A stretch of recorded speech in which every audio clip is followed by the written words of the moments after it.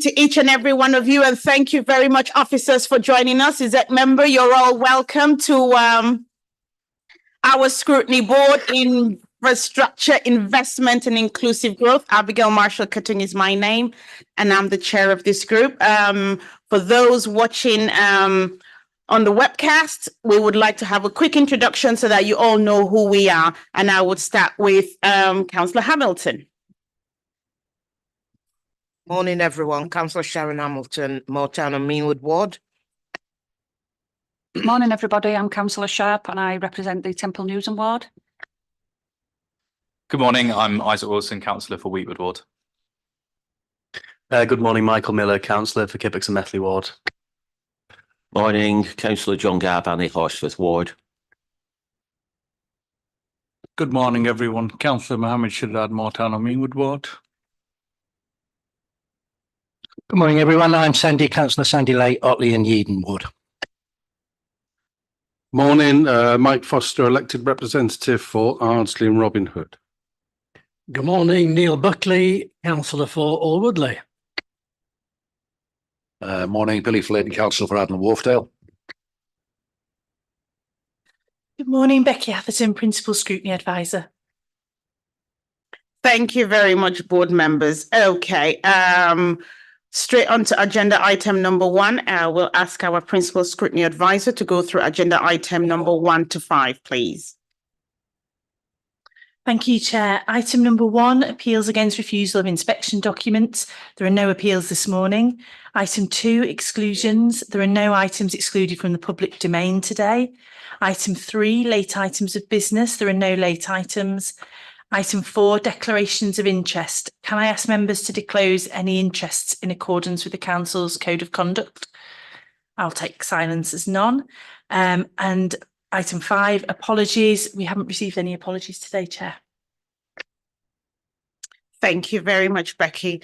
Agenda item number 6, minutes of the last meeting. So we've got 2 minutes here to agree to the 3rd of January, which unfortunately I wasn't here. Thank you very much, Councillor Gavani, for covering that day for me. And we also have minutes for 10th of January. So board members, could I kindly ask if that's a true record of all the meetings for the 3rd of January as well as the 10th of January?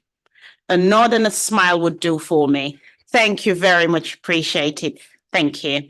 Okay, so for matters arising for minute 82, board members' comments in terms of the budget proposals, that was included in the executive board report for the 7th of February. And that's also been included in your document pack that was presented at the full council meeting on the 21st of February. So I believe you should all be happy with that. Is that correct? Are you happy? Smile and a nod. Thank you. Right, agenda item number 7. Sorry? Oh, okay. Right. So straight to agenda item number 7, and that's flood risk management. Just to say a huge thank you to the team for coming and for your very comprehensive report as well. Just want to say a huge thank you on behalf of the board, and we actually looking forward to hearing from yourselves and the board members today. But before we start, we would like to have a quick introduction, and if we could start with the executive member, please, and then also introduce your team. Thank you. Thank you very much, Councillor Marshall Cutting. So I'm really proud of this report, but I'm incredibly proud of the team and all the work they've done.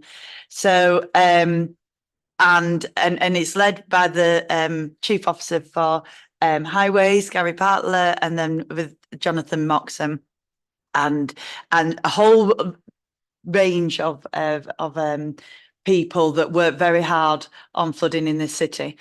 And it's now becoming it is nationally recognised, our work in this city, but internationally recognised as well. So we're becoming, the innovative work that we are doing in the city is bearing real fruit, and it is being recognised across the globe, really, and by government as well.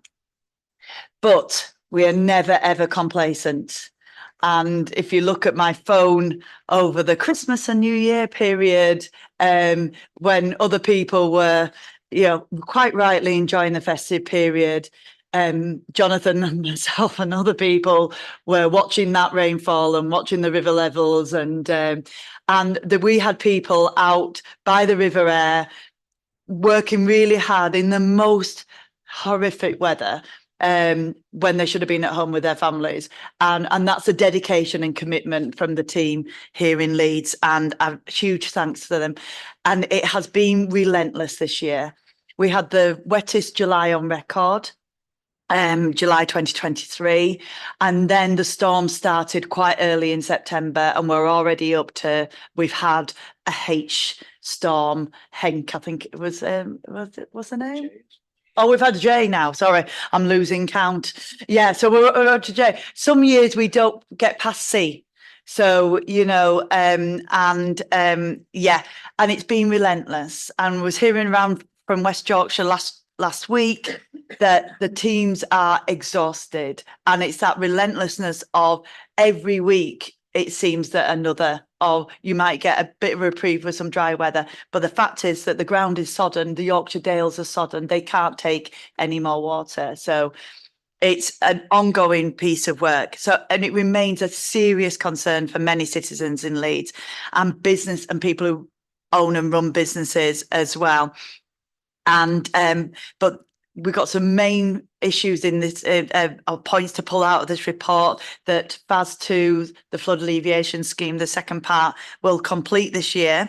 And that will offer significant flooding protection to the city against an increasingly significant risk of flood events.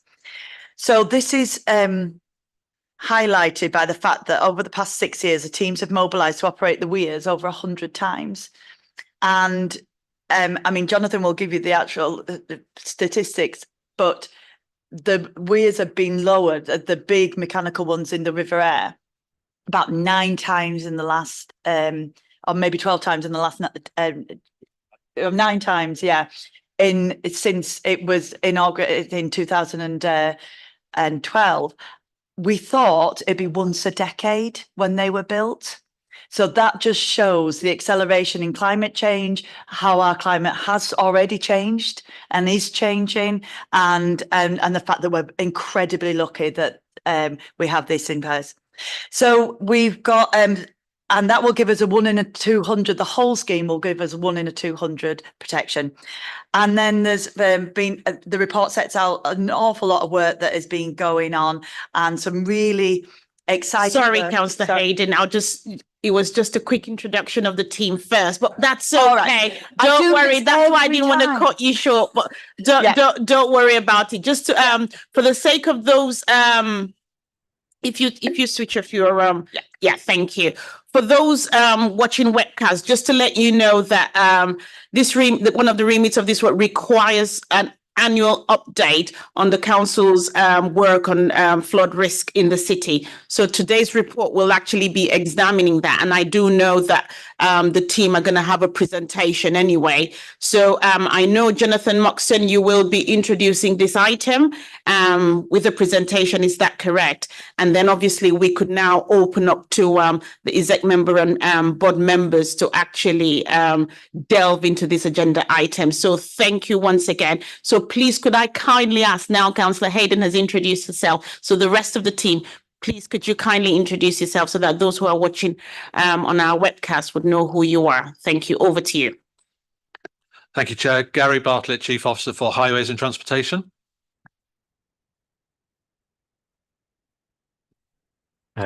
Jonathan Moxon, Executive Member for Executive Manager. Not yet. Executive Manager for Flood Risk and Climate Resilience. Hello, Vanessa Allen from Flood Risk Management Strategy and New Works. We deliver the capital schemes for flood risk. Thank you very much. Don't worry, Jonathan, it will happen someday, okay? Right, so over to you. You can start your presentation. Thank you. We'll start again. Sorry. Oh, go on, Pete. Where were you? I'm only here for the next item. Chair. So I thought I'd leave it. You can have my introduction then. I'll make some opening remarks later on. I did ask. You did. So yeah, good morning, everybody. So some of you will have heard updates on this topic in previous years. We've had a local flood risk management strategy approved since 2014, and as part of the sort of full council approval, we agreed that we'd come to this scrutiny board every year to provide an update on what we've done in the previous calendar year. So this is, by and large, I've covered some stats that still cover sort of January and a little bit of February, but by and large, this is a review of the last calendar year in terms of what we've done against that strategic document. So under the Flood and Water Management Act, we are the lead local flood authority for Leeds. That's a statutory role that was set out in legislation. Some parts of that piece of legislation haven't been enacted, but by and large they have, and I will probably touch on that later in respect to planning. What I've done, the Vanessa and her team put the report together, which covers a lot of detail in terms of different parts of what we do as flood risk management. What I've decided to do is put some slides together that just touch on a couple of key topics and hopefully bring them to life with quite a few pictures. So I hope that's okay. It'll be quite light touch and it'll be quite a canter through, and then happy to sort of take more detailed questions on the report or anything that you see in the presentation, if that's okay.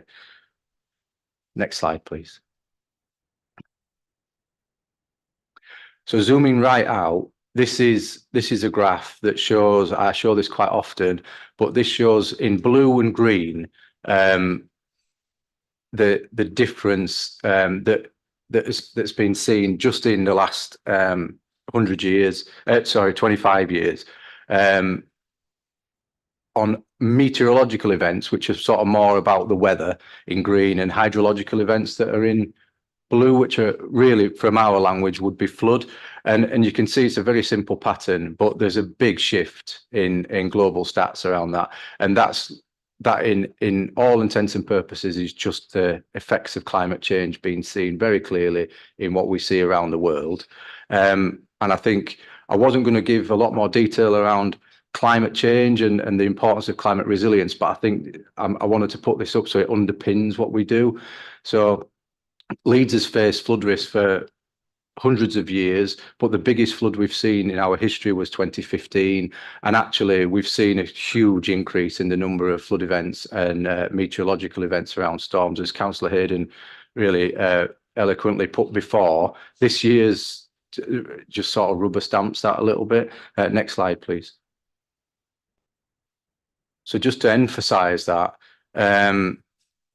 as you can see on this slide, so what we do is quite often we capture very local rainfall data. So that's the top left. So that shows rainfall stats for the last 3 years per month, the red line being the long-term average for the north of England.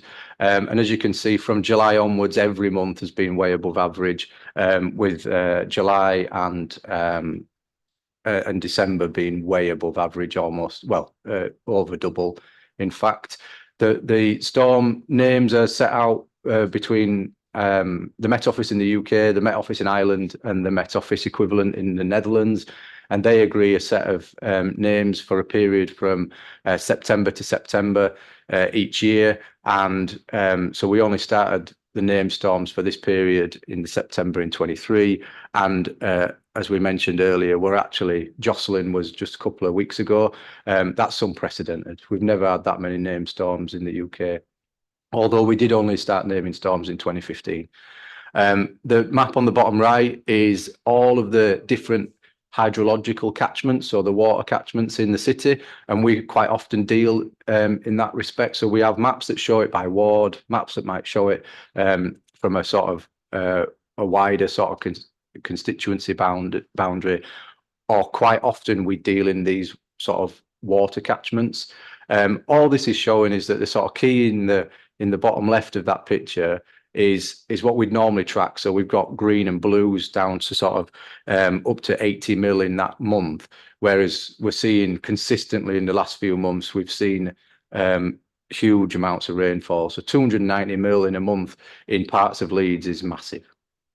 So that's nearly a foot of water, but obviously that water falls everywhere in that catchment and then has to be channeled down into watercourses, rivers or drainage systems.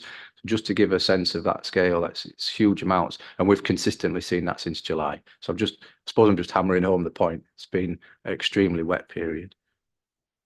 Next one, please. Just to emphasise that then the sort of the role that flood risk management plays as a team for the council. As we highlighted earlier, we have people on call all the time. So we have a 24/7 duty rota. We have a duty flood risk manager and site operative team on call all the time. That's predominantly to operate Leeds fast. So they're the movable weirs in the city centre, and that will soon be expanded to incorporate Leeds Fast 2, which I'll touch on later. The pictures in the middle are just to show the weirs. They work by we lower the weirs to create more capacity for floodwaters, but that's done by our staff. It's not done by contractors, not done by the Environment Agency. I'm not aware of another local authority around the country that performs that role. The River Aire is a main river, so would normally be the jurisdiction of the Environment Agency, but we took a decision 10 years ago to implement a large flood alleviation scheme that we're still building now, but the first phase of that was operational in 2017, and the team that you see on the left is some of our staff that we work with day in, day out, that are there at 3 or 4 o'clock in the morning when it's chucking it down, and they are really skilled, really competent, and they are the only people in the country that could operate this scheme, and we're very proud of that. But it does mean that it does ruin Christmas for them sometimes, because they work through the bank holidays, they work through that period, and that's the sort of dedication that they've got to that. Next one, please. We also capture any flood incidents, so lots of you around the table today will have been in touch with my team at various times to sort of flag issues in your local areas, and location by location, and it could be down to individual properties. We would capture that as an incident. So this graphic just tries to show the sort of number of incidents that we would track on a monthly basis or by year. Next slide, please. We also map the incidents by location, so you can see that actually we don't particularly have a location in Leeds that's most heavily affected. We have flood risk consistently across the city. So the red dots would be from January, just last month. It shows quite a big spread. The map that I showed before with the colours on did show that we've got a large amount more rain in the west of the city than we've had in the east, quite consistently from July. So we have seen a bigger concentration, I think, and you can sort of see that from the triangles on the map, that we've had a bigger concentration of issues and incidents in the west of the city than the east, but that's not always been the case. We do have flood risk areas across the city. Next one, please. The other role that we do that's extremely important for reducing flood risk in the city is through the planning system, and I think that's often misunderstood or misrepresented, but it's one of the biggest tools that we've got in terms of statutory abilities to reduce flood risk. So every new development goes through a very rigorous process in terms of reducing surface water runoff from that site. That new developments are often blamed for flood risk issues, but actually I'd be very confident in saying it's one of the best attributes we've got for reducing flood risk by managing runoff from sites that previously didn't have a management process for surface water. So those discharges would have been unmanaged, whereas a new development, provided they are delivered and constructed and maintained properly, which is very important, they actually see quite a big reduction in runoff from a lot of sites. We're one of the busiest authorities in the country. We consistently deal with at least 150 applications a month. They could range, we probably typically see around 50 major applications, but in Leeds, we took a decision a long time ago to deal with every application, because we think that even minor applications can present a risk to properties and to infrastructure if the flood risk is not managed effectively. It means we're very busy, but it means we do quite an important task in terms of weeding out those problems where developments are not being done properly. Next one, please. This just charts sort of over the last 10 years, the sort of increase in, and then it's a sort of sustained level at around 1,500 to 1,800 planning applications annually.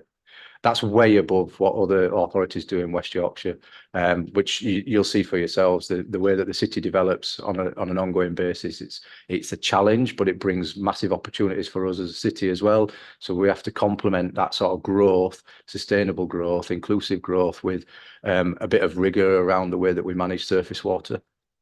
Next one, please. So slightly different take this time, and this is where Vanessa's team lead this part of what we do. We deliver a capital programme across the city, and we've got a number of schemes that have either recently completed or are about to complete this year. We've got a number of schemes across different parts of the city where we're doing extensive modelling and optioneering work and development work to be able to implement those schemes in the coming years. And we're also increasingly delivering and developing our capability around NFM, and I'll explain that, which is natural flood management. So working with nature-based solutions where we either manage the land, tree planting, storage areas, but it's working with natural processes rather than doing steel and concrete. Next one, please. I've kept this in because some of you will have seen this in previous, or certainly last year we highlighted this, but I kept this slide in for this year because I do know that some members of this board weren't here last year. And there is a link in the report as well, actually, that's mentioned with this. And obviously we can get this from the slides afterwards, but there's a link to a video there. I'm conscious Councillor Lay is here as well. We're familiar with the scheme that we've done in Otley, but the video shows the response from the residents. So there are a group of residents there that have been heavily affected by flooding for many years. We took a decision to take a scheme forward that originally would have been an Environment Agency project, but we were in a better position to deliver that. That's now in place. It has been tested as well, and it did protect those properties, and the difference that it's made to people's lives is captured really well in that video. So that's why I just wanted to highlight it, because that's one particular scheme, but every scheme that we bring forward, that the essence of what we're trying to achieve is that direct impact on those people that are affected, on their mental health, on their financial stability, the way that they view their sort of position in this city. It makes a huge difference, and their testimonies in that video are really powerful. Next one, please. Some further work that we completed last year was a small project in terms of its size, but was over £1 million worth of investment because it was really complicated. And this was a removal of a culvert where the watercourse would have been underground. And by doing that, we've reduced flood risk in the area to properties that flooded quite significantly in 2007 and have since always been at the risk of flooding in that location. And we've massively improved the standard of protection there. Next one, please. A piece of work that will be our next project on site is on Sheepscar Beck, so in the Mabgate area of the city, which obviously we're keen that we can try and protect that area of city. It's very important from a regeneration point of view as well.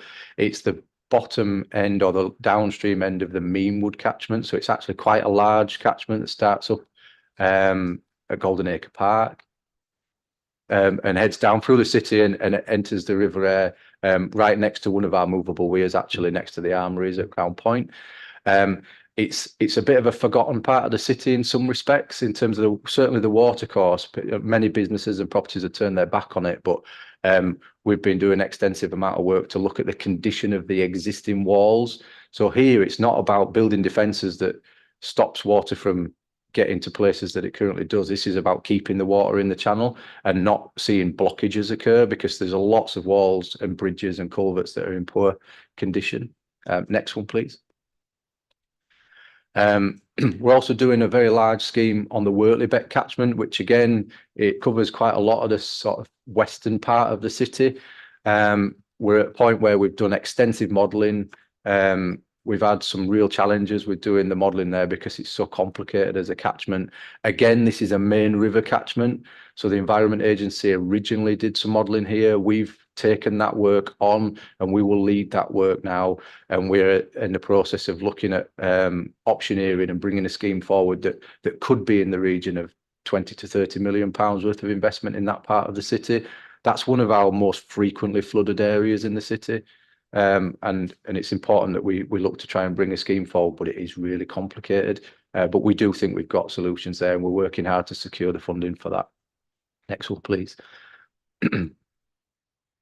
Just to highlight then, away from building new assets, we do a lot around maintaining the sort of infrastructure that we've built. That's quite a new role for the council.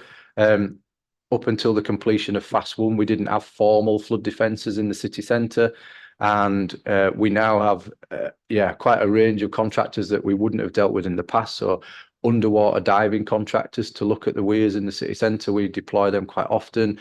The box on the bottom right is a piece of kit called an inclinometer, and it's not my favourite piece of kit, I'll be honest, because it's so important to Leeds Fast 1. It tells us what the heights of the gates are, but we've found that the conditions in the river, because you could have up to 3 meters of fast flowing water over the structures, but we need to know what that gate is doing. That piece of kit's really important, and they've proved to be quite temperamental. So we're currently looking at how we use the latest technology out there on the market, and we're talking to some of the big tech businesses in the city to help us to come up with a newer version of that. That technology was the newest available when we started to build that scheme, but things move on so quickly. So they're the types of things that we do once we've built major infrastructure. Next one, please. Just to highlight, we do a lot around communication. So we've got a lot of ongoing communication work through newsletters and updates to yourselves and the public. We do face-to-face drop-ins now. We did them virtually during COVID. We go to community events like Kirkstall Fair Festival and things like that around Fast 2. And we've done an interpretation board up at Otley quite recently. One of the reasons for that was to highlight just sometimes some of our flood schemes, quite rightly, are not the easiest to spot because we try and blend them into the infrastructure in the locality. And we just wanted to explain the sort of premise for the scheme at Otley. So we installed an interpretation board, and we've done that on a few of our other schemes as well, just to provide that information for the public. Next one, please. On to Leeds flood alleviation scheme. So as I said before, we made a commitment in 2013 to take forward a scheme that would be phased.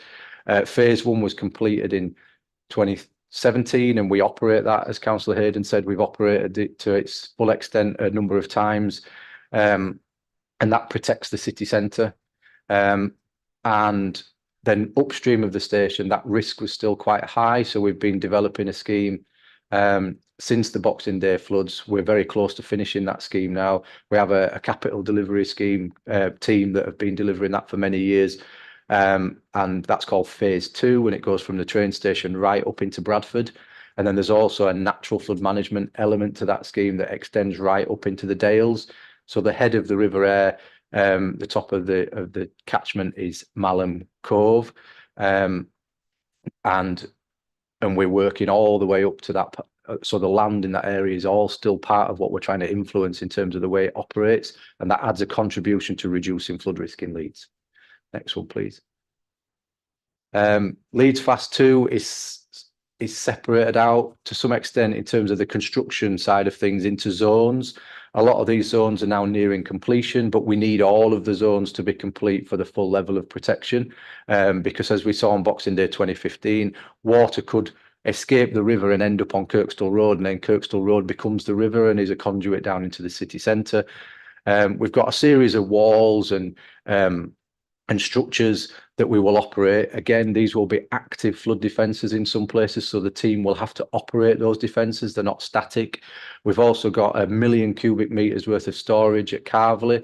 So that's a brand new structure that is, again, a movable structure. So it lays flat on the riverbed to start with, and we raise that up in a flood. That holds all the excess water back that's above the level that the city centre defences can cope with. So in effect, the defences do their job in the city centre, and then we hold all the excess water back up at Carverley in an area that would have flooded anyway, but we flood it to a greater depth. And we hold it there until such time that the river's dropped in the city centre. And that increases the standard of protection to what we'd call a 1 in a 200 year protection, or a 0.5% chance of a flood that size happening in any given year. But that is the scale of flood that we had on Boxing Day. So in effect, we're very close this year to finishing a scheme that would give the city a standard of protection that would protect against the biggest flood we've ever seen in the city, which was on Boxing Day 2015. Next one, please. As part of this, so we built a very large, we had to divert the River Aire at Carvely. We built a big structure in the riverbed, and this is a hydraulically managed system. So a new bit of technology for us to manage as a council. We've changed the way that bridges are positioned and operated. We've built new flood walls, and we've also built defences in Bradford. So there's a knock-on effect of us creating a large storage area at Carvely, was that there was an increase to the flood risk very slightly in a very big flood in Bradford, which meant that flood schemes cannot push flood risk elsewhere, and flood schemes cannot increase risk elsewhere. Therefore, we've had to build a scheme to protect properties in Bradford to enable the scheme that we need in Leeds, which is a sort of a standard approach that flood schemes would take. Next one, please. We'll see if the technology works here. So this is an animation. It should only be about a minute. But what it does is show you what that storage area at Carvely looks like. So you've got the railway line running through the middle. This is the valley bottom. So just off the image on the left would be Apley Bridge. And then looking downstream, you'd be going down towards Rodley. Some of the land in the valley bottom we've left in the ownership of the landowners. Some of it we've bought, and then we've built an embankment that will form a formal reservoir. The principle being that this area would have flooded anyway. And on the graph, I know it's probably not the easiest to see, but the graph shows the blue line would be the area that we store water upstream, and the red line is the amount of water that we're allowing downstream into the city centre. So by holding that excess water upstream, we protect properties and businesses downstream and critical infrastructure, obviously. So the two hydraulic gates that would be lifted up, and they hold the water back in there. The blocks that you can see on the image inset in the top right are actually to aid fish passage. So we didn't put a formal fish pass here. We did on phase one, but we didn't need to here. What we've done is, because the structure lays flat on the riverbed, but it's concrete, we've had to introduce some artificial features that allow the river to operate more like a natural river. So yeah, that just sort of shows you the extent of the amount of water going back up the valley bottom that we would be, our teams would be in charge of making sure that that water is properly managed. The Reservoirs Act that would be in play here for a structure like this is probably the strongest piece of legislation that we operate within. So we have a very formal role under the Reservoirs Act with this structure. Next one, please.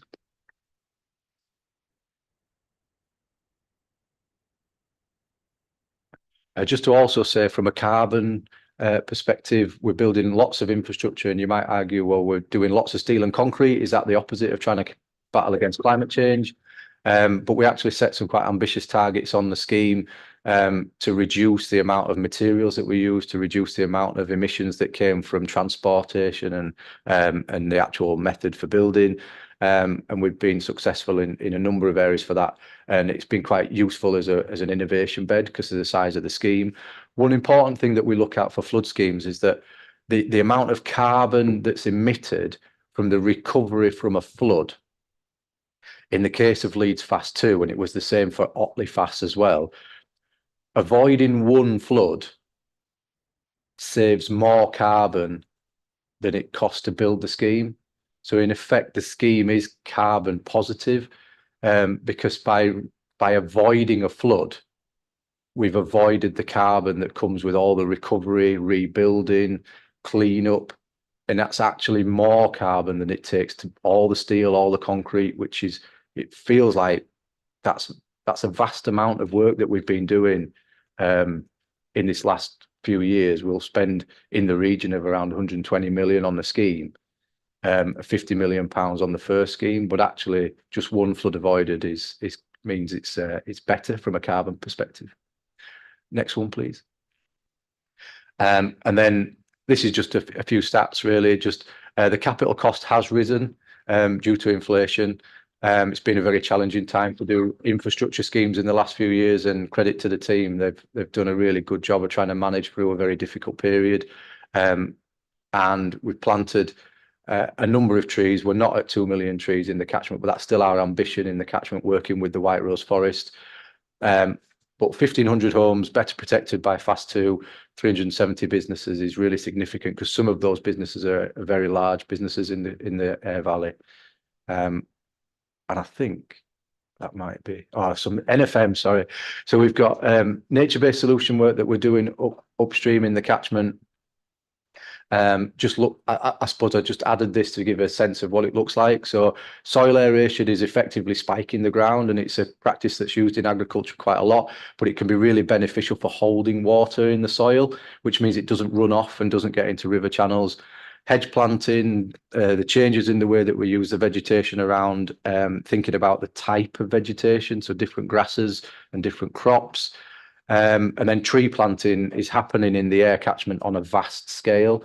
So around 750,000 trees in the Aire Valley, and that will continue to rise. What we are finding is that soil and land management is the biggest factor for reducing runoff. And we think that can also increase agricultural productivity. So it could be that there's a real win-win there. Next one. One of the things that we've got to try and look at is that the nature-based solutions take a long time to either come into fruition, or they take they take a lot of effort long into the future. So if we build a concrete wall, it'll stand there for 50 years, provided that we maintain it effectively. Whereas there's some of those measures that was on the last slide, we might be looking at every couple of years doing an intervention again, or repeating the practice. And that will take revenue money. And revenue money, as we all know, is very difficult to come by. Capital investment is easier. But with the effects of climate change, and we think that we will see at least an 8% rise in the amount of floodwater hitting Leeds because of climate change by 2070, we've built in 3% of a factor on the engineered works in the city centre, but the extra 5% that we need to adapt to climate change so that we can still give the city the standard of protection that it needs long into the future, will come from all those nature-based solutions. And the way that we want to pay for that, I think I may have one more slide. No, we're creating the Air Resilience Company. So this is one of the first of its kind in the country. It's a not-for-profit community interest company that the council's heavily involved in creating, along with the Rivers Trust and the Environment Agency. And that will be an independent company that would look to seek to get private businesses to supplement revenue income by regular payments to pay for the natural flood management measures up in the catchment that protect their businesses in the city. So even if their property doesn't flood, it's very likely that the benefits to their business are worth them contributing to this solution, because without it, climate change will increase the risk to their business, whether that's their customers or their employees getting to work, transport links, supply chains. Their property doesn't need to get wet for them to see the benefits of this. And we're getting some very positive vibes from businesses. And we've got a key business engagement event tomorrow in the city to look at securing investment from private businesses to pay for this scheme going forward. And that's my last one. Thank you. Thank you very much, Jonathan, for that. I mean, that's just amazing work that you all do. And thank you for being such an exemplar to the rest of the country. You know, the video where for the slide on success story, is that a video we can watch? How long is it for? I love to hear the residents' voices. So how long is that video for? Can it be played? I think it's 2 minutes. Oh, that's fine. Could we watch it, please, if you don't mind? Is it on your machine? Okay. Any questions for Jonathan whilst we're waiting for this video to come on from members? You wait till after the video. Anyone else? Cinema time now, so we're all waiting. We'll get our popcorn. All right. Councillor Lay.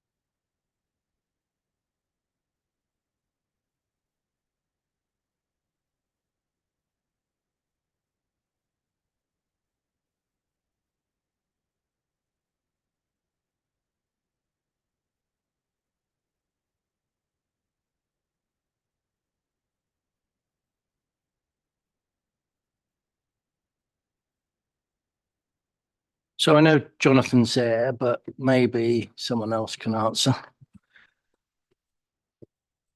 Where is he? Oh, there. He's there.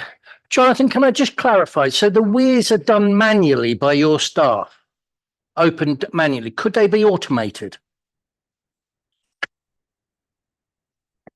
So yeah, there's a system. So the weirs in the city centre are held up in a normal day by compressed air.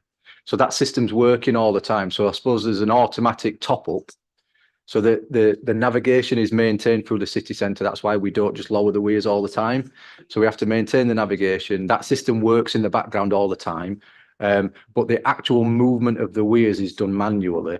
And and we do have a function for that to automatically happen to a point.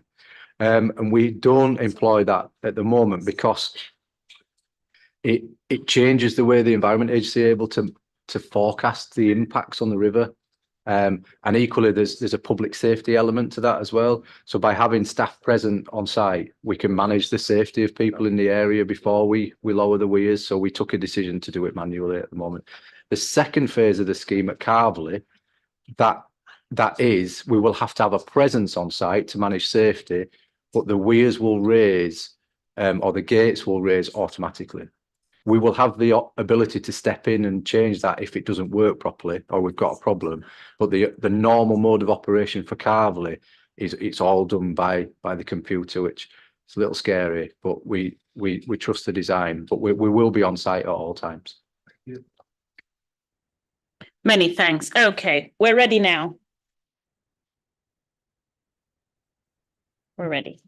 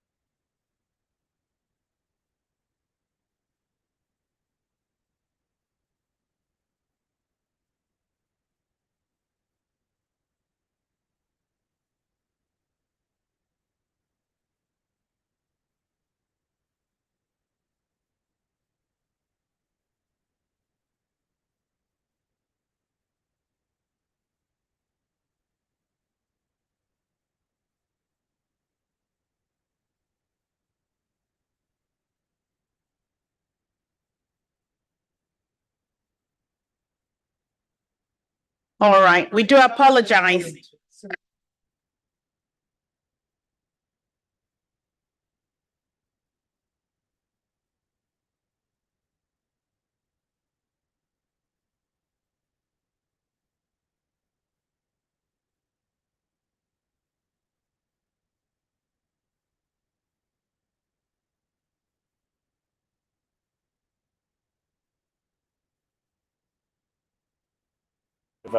Nothing came out over the embankment, which was some people's fear. And yeah, the houses stayed high and dry. We were expecting it to form more of a reservoir, and that would encroach onto our houses on the old mount. Fortunately, when it peaked, I think about sort of 4 o'clock, it didn't. For the first time ever in a flood, this road remained open all the time. You know, after the flood had happened and we saw the result, I've never seen so many smiling faces. So on Sunday, it was just amazing that I didn't even see water in the road, apart from the rain. I don't want to be too dramatic, but it's really sort of changed our lives for the better. I know we can never say never in terms of what might happen in the future, but it's now clear that we would have to see a really high river to start seeing anywhere near like we've got before. Thank you very much. Nothing more comforting than seeing residents smile. So thank you very much to yourselves. Right, board members, any questions for Jonathan and his team? Billy Flynn, yeah. Hi, Jonathan. Nothing to do with the main sort of flood scheme, but you mentioned in passing, I think, the difficulty of runoff from new developments, or the possible difficulties with runoff. Tens of thousands of new houses have been built and are being built, and you said so long as the runoff was managed and maintained adequately by developers, then there shouldn't be a problem. It's one of the biggest complaints we get. I'm sure we all get them when any new development is sort of started. And equally, we can always depend on developers to let us down after the event because they never deliver what they say they're going to deliver. This kind of thing is critical to the drainage sort of system in the city. And I just wondered if what your view was on the developer's approach to managing runoff, how successful it's been, and how confident you are that they will continue to manage it or maintain it in a way in which it should be maintained. Yeah, I'm conscious. We've spoken quite a few times, haven't we, Councillor Flynn, about certain sites, and I think you're absolutely right that it's one of the biggest problems we see is that on paper the design is right and we give it a review, but if it's not built in the right sequence or if they don't manage the sort of construction period, it really does pose a problem. One of the things that we've done is to condition through the planning approval that they cannot start to build the rest of the site before they've satisfied us that they've adequately put in measures around interim sort of surface water management during construction. But I'll be very honest, it's an ongoing battle because they're very keen to bring sites forward. They're very keen to strip the land of all the grass and strip so that they've got a blank canvas to do their site. And we give advice and we visit sites to try and make sure that they put the right construction sequence in place. But it is a real source of frustration because I think we do feel like we're battling with them, the developers and construction companies on a regular basis. And I think we have to work very closely with planning enforcement as well in terms of just trying to make sure that sequence, but that construction sequence bit is really important, and it's not the bit that the planning guidance, national planning guidance, demands us to have a lot of detail on. It's the end technical solution that we get lots of detail on, but actually the way it's built is just as important. Thanks, Jonathan. I should really have started off by saying congratulations on the work you've already done on the major sort of flood schemes in the city. Some pretty magnificent work done, really. I mean, I'll just use an example: the Bramhope development, where Bramhope Lake, we used to call it, where there was actually a surface holding area. And actually the developers were very good. Every time there was an issue, they addressed it and we got rid of it sort of fairly quickly or whatever. It was blatantly obvious when it was on the surface how much water there was in it and if there was an issue from it. But a lot of these schemes have underwater reservoirs or holding areas or whatever. I mean, how dangerous or potentially dangerous are they if they don't actually work in the way in which they should do? And what powers have you got by way of enforcement if developers don't do as they promised to do?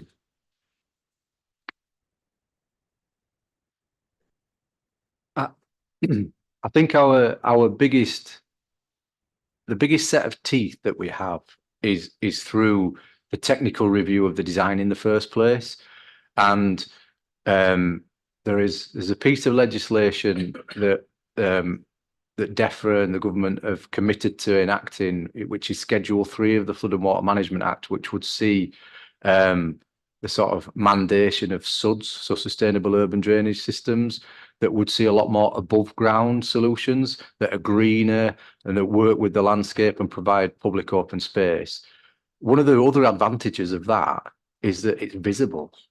It's easier to manage and it's easier to maintain, whereas at the moment, it's not mandatory for us to have a solution like that, like the one at Bramhall.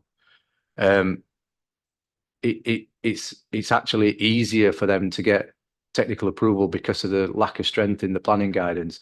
So therefore we see a lot more crate systems, tank systems, oversized pipe systems that technically would be lower down our list of priorities and list of sort of schemes that we'd like to see bringing forward. But until that further part of legislation is brought in, we don't have the teeth currently to do that. So what Schedule 3 would bring in is, alongside the planning system, it would mandate a further approval through a SUDS approval body that the council would run. It would require a separate application. It's like having a separate consent for doing that. But what that would allow us to do is really promote the use of above ground SUDS. So it would mean that maintenance would also be possible through the council or another approved body with a commuted sum for maintenance, whereas at the moment the maintenance of those systems sits with a management company that the developer would leave it with, or possibly Yorkshire Water. And Yorkshire Water are predominantly promoting tank or pipe systems, whereas we would prefer to see above ground SUDS that are easier for us to maintain and for us to take a lead on. But we don't have the legal powers to adopt surface water systems currently.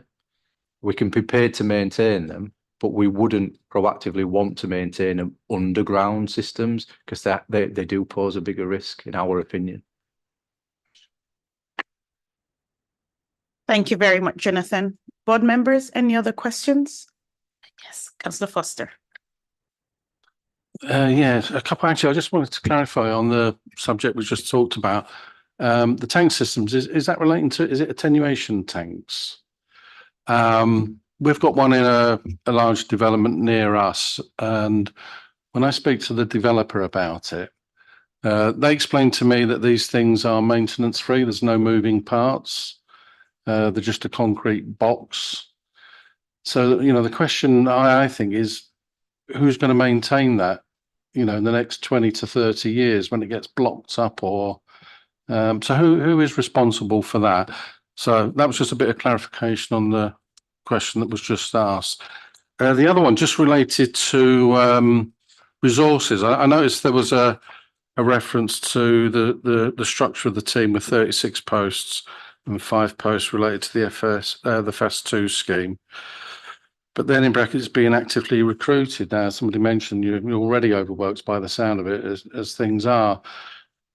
So you've got 36 posts generally, and then 5 posts in the FAS2 scheme. How many people have you actually got physically in post? So take the first question.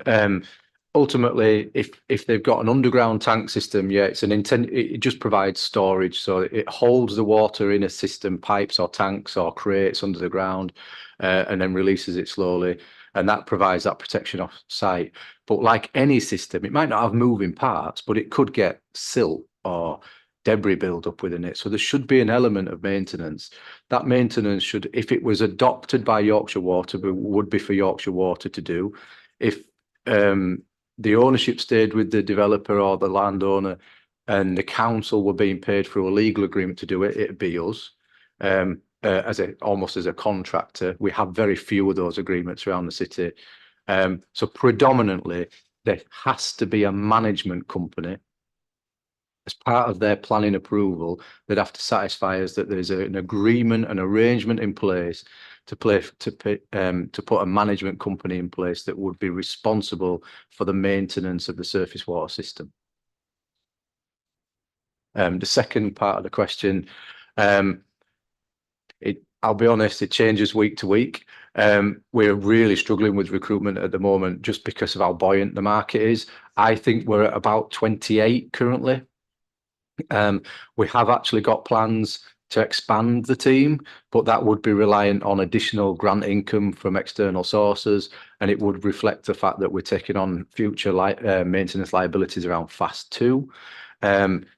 and we're carefully picking our way through that in terms of the current financial challenge and just deciding that balance between the challenge that we face and the responsibilities that we've got, the income that we can bring in, and the sensitivities around the sort of timing of that. But we have had a number of challenges recently where apprentices that we've brought through the system have left the council because roles in our sector are very well paid elsewhere.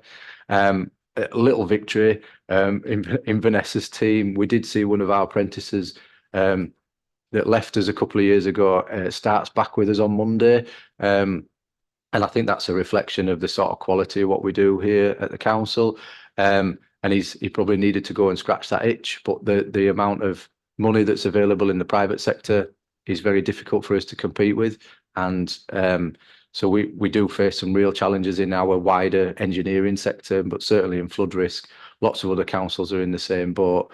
We do have a large team here at Leeds in comparison to other authorities, but hopefully you can see from the presentation that we do a role that's quite unique around the country, that we do a lot of work that the Environment Agency would traditionally do in other parts of the country, but we do that here.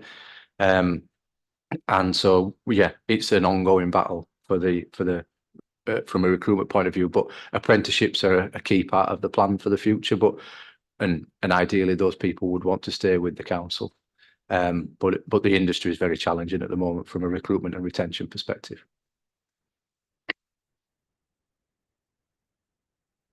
Yeah, I mean, I make that nearly 25% shortfall in your workforce. And like you say, it's a fairly specialised group of people. I would have thought it would have been a priority for the council to make sure you had a full complement. So that there are ways that we can mitigate that. One of the ways that we do that is to work with institutions like the universities. So we have internships and we have agreements and partnership agreements with the universities to supplement the resource, and that's quite flexible. We do a lot through our supply chain. So Vanessa's team in particular for delivering the capital programme, because it's externally funded, we actually bring in project managers and technical advisors from the supply chain, so they supplement the internal team. And that's, a victim of the situation that they can recruit, we can't, but that's the work still needs to be delivered. And we also do that from a planning perspective. So the role through planning is statutory. So we supplement the team when we've got vacancies through the supply chain as well. Thank you very much. Councillor Lane. Next. Thank you, Chair. Thank you, Jonathan, and thank you to your team, and thank you for the presentation. Of course, most years I take this opportunity to thank you and your team for all that you did in Otley, and what you continue to do, actually, because you're not only approachable, but you're amenable and you're active as a team in Otley as well. And I know that the community appreciate it around the flood defences that we require from the River Wharfe. So thank you for that. A couple of other questions, really not around waterways, but around surface water. I don't quite know where responsibility sits when our highway drains are spewing out loads and loads of rainwater, surface water.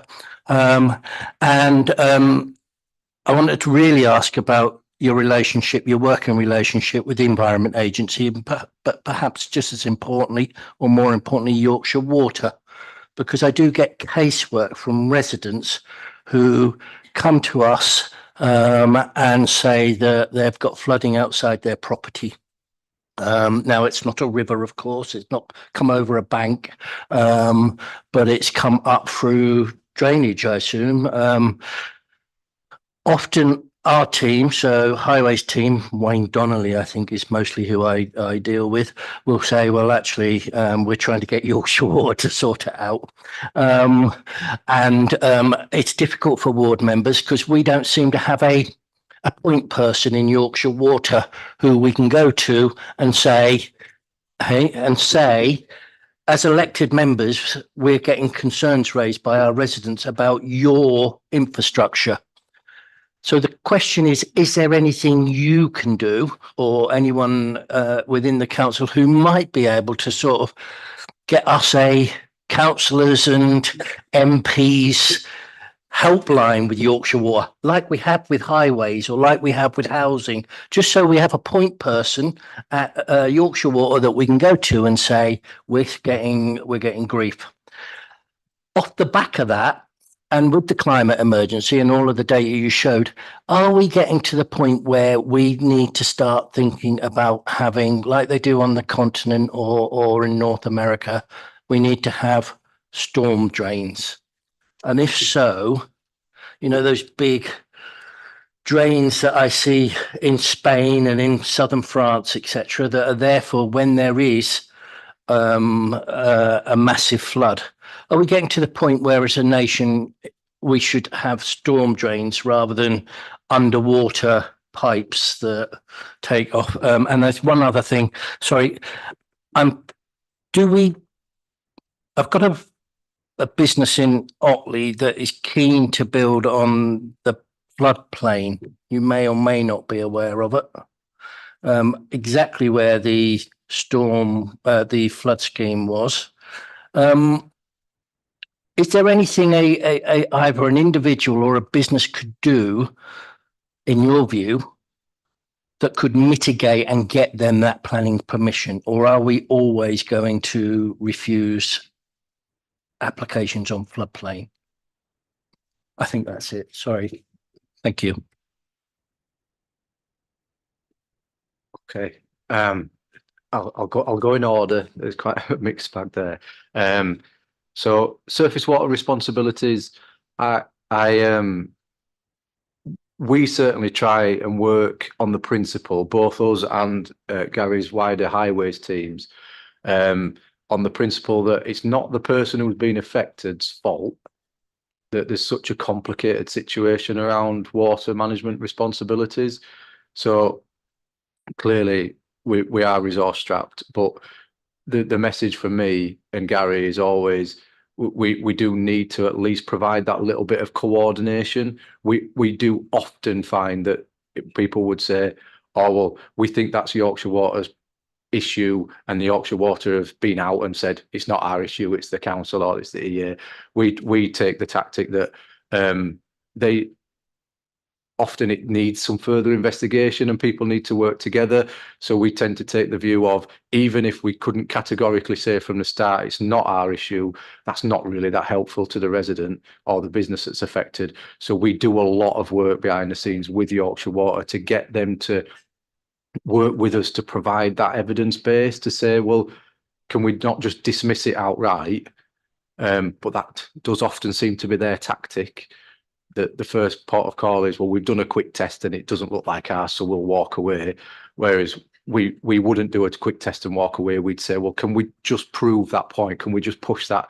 And so the investigations team that works in flood risk management spend most of their time doing that, sort of fighting the corner of the residents, even though we know it's not a river, it's not a watercourse, it's not a culvert, it's not necessarily a highway drain, it's just somebody's problem and we just need to work it out.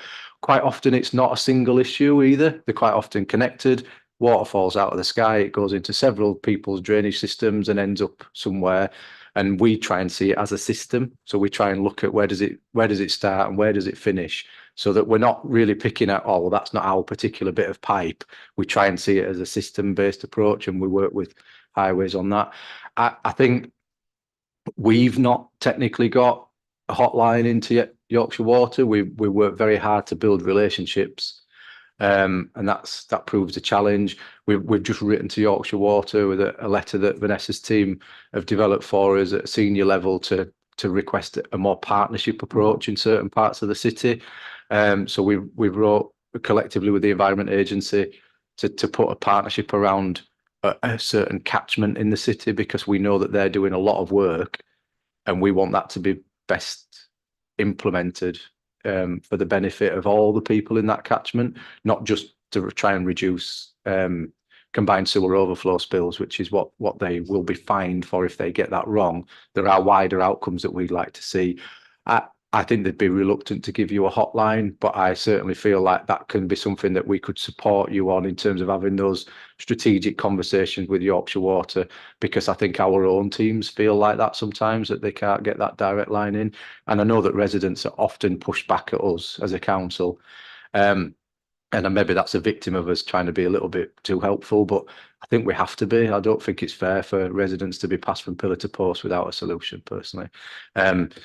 The second part of that around climate change and storm drains, to some extent, we sort of, this is what we're trying to do through some of our schemes. So the best example I would give is the Killingbeck scheme in East Leeds. And in effect, what we look to do is say, with climate change, what would the future runoff needs be from housing sites and brownfield regeneration sites? How do we facilitate that development in a way that we capture that excess water with a future-proofing element in a place that's above ground, easy to see, and provide some amenity benefits? So actually, the Killingbeck Meadows Park is effectively a massive SUD scheme, and we took the ability to sort of take contributions through the planning system. We got money in through the Combined Authority and the Environment Agency, and we built a reservoir that holds the water above ground in effectively a big storm drain when it's needed. But when it's not needed for flood storage, it's a nice park, and we've improved the biodiversity and the ecology there, and put new paths in and planted that area. And yeah, that would be the ideal flood solution everywhere. If we could do that, is, you know, hold the water there when we need to, but make that space usable when it's not. So I go to Spain now and again, and that's exactly what they do. They've just got massive channels that have got footpaths and planting and different vegetation in them when it's not flooding. But when it floods, you stay out of that area because it holds a huge amount of water, and that's in effect what we would like to promote through SUDs. The last one, building on the floodplain, is very difficult. Quite rightly, we try and restrict development in the floodplain. At Otley, where that area, if you built on an area that should flood, you'd have to compensate for that loss of storage elsewhere. But national planning policy really restricts the amount of development in functional floodplain, and actually the guidance has changed on that recently, and we're in the process of publishing our strategic flood risk assessment for the city that outlines those areas, and they've made it, they've sort of reduced the threshold for calling it functional floodplain and tightened the rules around national planning policy on that. So it new development that's not sort of replacing an existing building in a floodplain, brand new development in floodplains is very difficult to bring forward because of that knock-on effect on other people. Sure. So just comment really about the working relationship with Yorkshire Water, really. I have to say that Wayne in Gary's team, the example I have is that the kept flooding.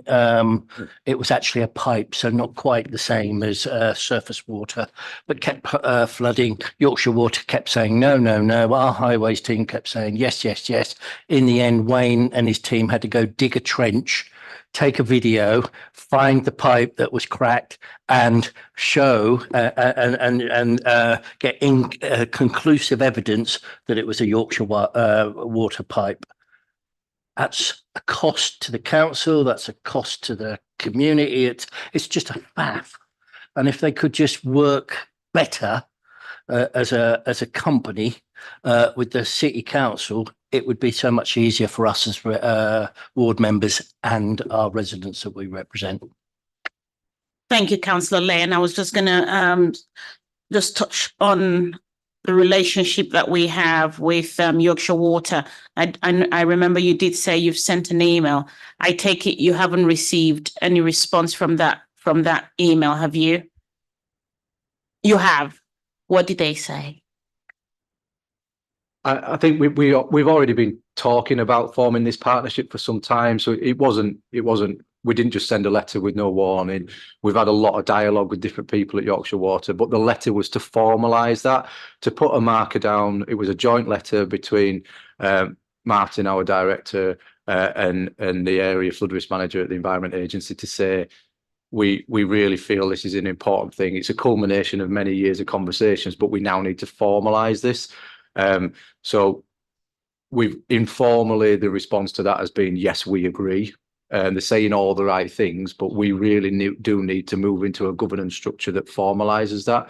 We've been talking to each other for a long time, but we need a more formal way of working together. And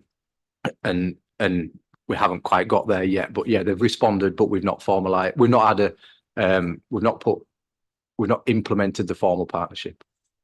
Okay, thank you. That will be very, very important to do. I mean, would you need any support from Scrutiny to that effect?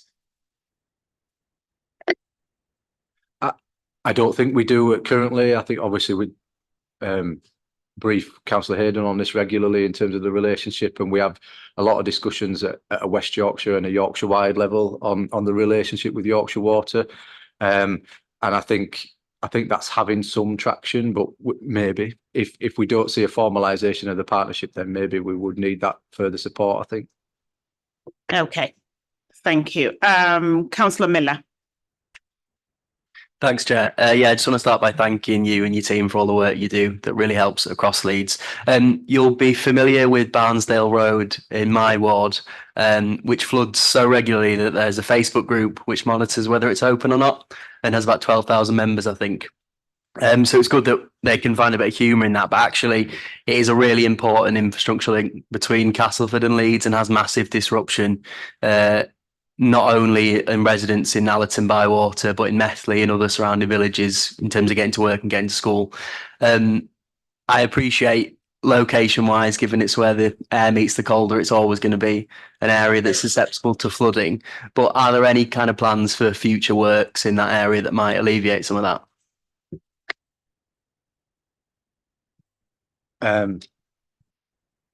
It does flood on a regular basis, and actually the Facebook group's amazing in terms of providing that warning and that sort of update. We've done some work recently to put our own sort of intelligence kit in there as well to give our highways teams a better chance of closing and opening the road sort of more promptly, and we've done that in coordination with Wakefield. And working with Paul actually and his team from a transport planning point of view to look at, could we bring a scheme forward that's actually based around the priorities around keeping the highway and the transport networks open? Because the diversion route there is massive, and a lot of the time, a lot of the surrounding roads are also flooded.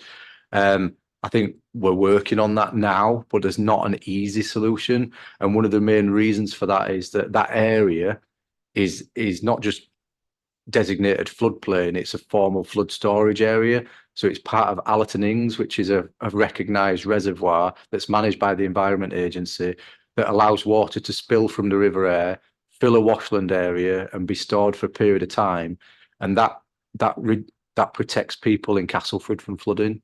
And there's a very specific relationship there. And if the road was to flood less often, so that operated less often, properties in Castleford could flood more often. And I think that's the real payoff, is that, you know, through the policies that we have around infrastructure versus residential properties at the moment, it'd be a very difficult argument to argue that properties elsewhere would flood because we'd reduce the risk to Barnsdale Road. There are properties and businesses in that location that are affected on a really regular basis. The thing we would look at, and what we're not sure on yet, is whether there'd really be that justification there through a funding stream, would be whether you could raise the road but not push that flood risk elsewhere, because you'd have to compensate for the storage. It's a bit like Councillor Lay's inquiry about development up at Otley. But that is something we're still looking at. So we're working, the Environment Agency have done some more modelling for that area. So we're using that latest modelling, using the transport modelling to have a look at the wider impacts. But part of the problem is that payoff between, and we have that in other areas like Mickletown and Methley, where you've got that balance between land that floods, that's agricultural land, and the impact that it has on the tenant farmers. And the fact that by flooding that land, they're saving hundreds of properties from flooding elsewhere. So that's the balance, unfortunately. Thank you, Jonathan. Councillor Shazad. Thank you, Chair, and thank you for an excellent report and for all the work that you're doing to keep the residents of Leeds safe. Thank you very much. Just a couple of questions. The Meanwood Beck, I see you're still on your list, but it says there's a few issues in minimising the environmental impacts of getting any work done there. So are we having any progress on that? And on top of that, like, for example, in planning, currently, like, we normally ask them to have EV charges for new housing and so on and so forth. Are we actually doing anything? Obviously, we need housing and we've got lots of applications for new housing going up. Are we looking at something where we're keeping the gardens greener or maybe having suds in there already and as part of planning so we don't get this surface water and other issues linked to flooding, where obviously when you're going to get rid of a lot of land which is obviously at the moment holding water and it's not built on, but when you start building, where's that water going to flow? And are we looking at something that we could do through planning where the people putting in the application that are already having to take those things into account so we're less susceptible to flooding in the future in those areas? So Meanwood Beck is a scheme again that Vanessa's team are leading, and we're working through the model at the moment. So Sheepscar is a project that we're bringing forward in advance, and then the wider catchment scheme is probably in a more positive state than that maybe sounds. So we've got a list of options that we've worked through that are storage areas that would reduce flood risk in a few locations, and we've got a healthy allocation of funding in the future programme, haven't we, as well? Do you want to say any more on that? Thank you. Yeah, we could have included it within the presentation. It was just, there was so much to talk about. But next to Wortley, Meanwood is our second largest scheme that we're looking at. And we've been looking at the whole catchment in terms of where we could do a scheme. It's been extremely tricky to find an area because of all the environmental impacts. We've been looking at a range of areas, over 20 sites and combinations in terms of areas that we could look at. But we're in the process of being able to finalise some preferred options at the moment.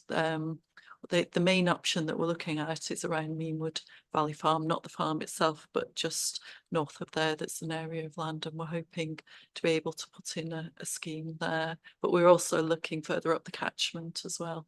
It's just been the impact on the very sensitive environmental sites there, because you've got Scotland Wood, Meanwood Valley Park, Golden Acre Park, Brewery Marsh. So all these would have been great as flood storage areas, but obviously there's a big environmental impact. So we're having to balance that against obviously the impact of those. But we hope to be able to come to you very soon with a potential preferred scheme.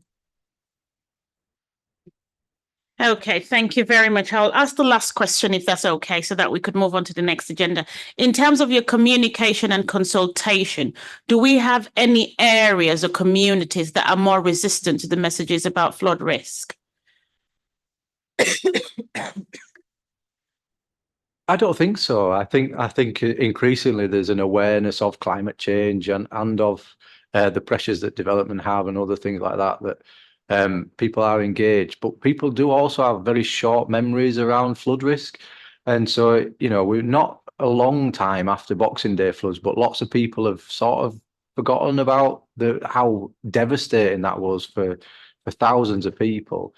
And so I think we have a continuous battle with just getting people interested in it in the first place. And obviously I'm a flood geek and I think it's really interesting, but a lot of people don't, and it's not on their top of their list. And we have a lot of businesses that again would go about their normal lives because they're managing their books, they're managing their staff, they're managing their supply chain, and it's not really until they come up against an issue where they want to expand their site or they want to do something different with their business or their insurance comes up that all of a sudden it's like, oh, flooding is a big deal for us, and they want to engage again. But when we proactively go out, like we did on a public consultation around the Wortley scheme, that's a huge part of the city. And we did an online consultation, we've done in-person consultation. Actually, very few people get involved in that, and it's because it's not it's just not the top of their priority list, when actually they could be at quite significant risk already. And there are lots of things that we do proactively provide in terms of information around flood planning and knowing your risk and advice around insurance that is available all the time. But I think until it becomes something that is top of your list for that particular day, people tend to still see something as flooding somebody else's problem, or it's a problem for tomorrow. But the reality is, there are large parts of the city where that risk is very high now, and there are some really practical things that people could do all the time. And it would be nice to have the resources to have people that would proactively go out and give that real piecemeal advice around, that in certain locations, and we just don't do that. But that's probably because people are not coming and asking for it. Thank you very much, Councillor Hayden, for closing remarks on this agenda item, please. Or Gary, do you want to do it? Okay. Well, I'll hand over to Councillor Hayden, but I just think it's worth by just reinforcing a point, if I may. When I joined back in 2007, the good thing about Leeds is that we talk a good talk, don't we? And we put in place our strategies, but we also deliver. And if we go back to 2007, the city had no flood defences whatsoever on the River Aire. And in the space of 15 or so years, and at that time, the EA were suggesting high defences that would have ruined the view of the River Aire from the city as well. And so we had to fight a battle around that. And so about 2010, 2011, new proposals emerged. So all I wanted to say is that we've moved very quickly towards a city now that in the next few months will be protected to a high level against serious flooding. We will never be completely protected, as has been said, but we will have a high level of defence, which, if we remember where we were back in 2007 and 8, we weren't. So sometimes we lose that because we just get on with things and deliver. But I just thought it worth reiterating that. Thank you. Thank you very much, Gary, for that. Appreciate it. Thanks. Councillor Hayden. Thank you. I think you can all see why I'm enormously proud of this whole team. And just the sheer amount of work there's going in, proactive work and natural flood management as well. We're not just building walls, or the heavy engineering work, which is really important. And the fact that I get to stand on the bed of the River Aire with Gary and Jonathan and a big wall holding it back, it's enormously exciting. But actually, this is really, really important work. And it's also about carbon capture and trying to slow down that climate change. But I think we all have a responsibility as well. So back in December, I sent out an email that had lots of information about what to do if flooding occurs. And I wanted that, and it did go to all 99 councillors. And so please, and it's about personal preparedness if it does happen. And surface water flooding can happen to anyone anywhere. So please, if I have a bit of a plea to my colleagues around the chamber to make flooding a little bit higher in. I know for some people, like Councillor Miller, it is top of the agenda, and it knows all about how distressing and horrible flooding is for residents. And once you've flooded, that's it. You're nervous again for the rest of the time that you live in that house, and that's why those comments from Otley are so very, very powerful. So a bit of a plea from us that we did purposely put out a very detailed with links to all kinds of advice and different places and phone numbers that people could call if they were, and just in your communities, raising that awareness of flooding, and we will continue. I know Councillor Flynn always acknowledges my winter weather warnings or flood warnings and things like that, and that's very, very nice. I'm just hoping that everybody else, as many people as possible around the city, do look at those emails and try and do our bit to keep everybody safe in the city as well. Thank you very much, Councillor Hayden. That's made Councillor Flynn really smell. So that's great. Could I ask, I did remember seeing that email, if you could kindly resend that as well to all of us again, just a gentle reminder that, you know, what our collective responsibility should be on this agenda. But just to say a huge thank you again from the bottom of our hearts on behalf of the board to the flood risk team, and to say thank you so much for all your hard work, and please continue to keep it up. So thank you so much for coming. Yes, let's give them a hand of applause. They deserve it. Thank you. 3 minutes break, and then we move straight to the next agenda. 3 minutes, please. And I mean 3 minutes. Thank you.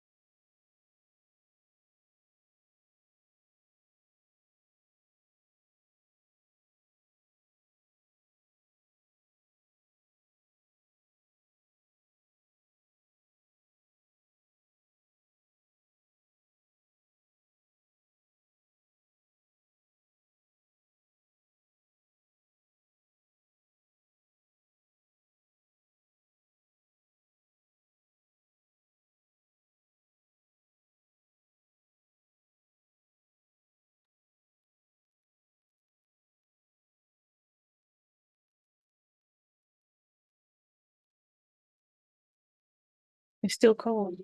It's warming up now. It's taking a long time.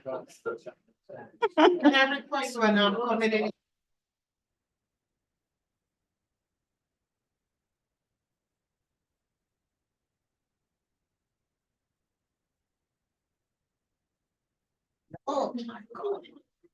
Okay, welcome back, everyone, and straight to agenda item number 8, Leeds Transport Strategy.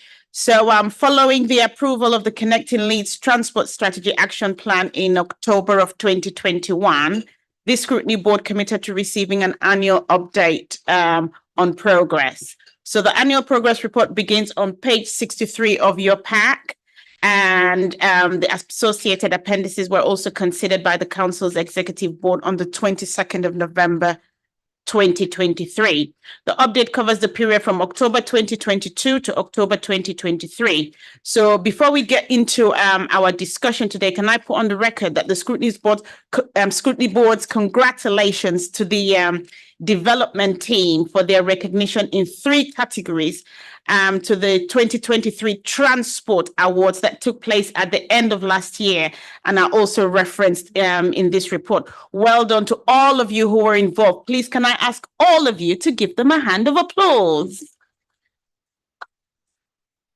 So thank you very much. Can I also remind members that we had a dedicated session on bus reform and Vision Zero last autumn. So I'm just pleading that today you just don't start bringing that back in so that we don't spend the whole day here. So anything on Vision Zero, we had a session on that. So while I'm happy to take questions on these issues, I'll be grateful if we could avoid duplicating what we have already covered. So for the benefit of those watching us on our webcast, I would like to have a quick introduction of all the officers on this agenda item, and starting with the executive member, please, and then you take turns to introduce yourselves. Thank you very much.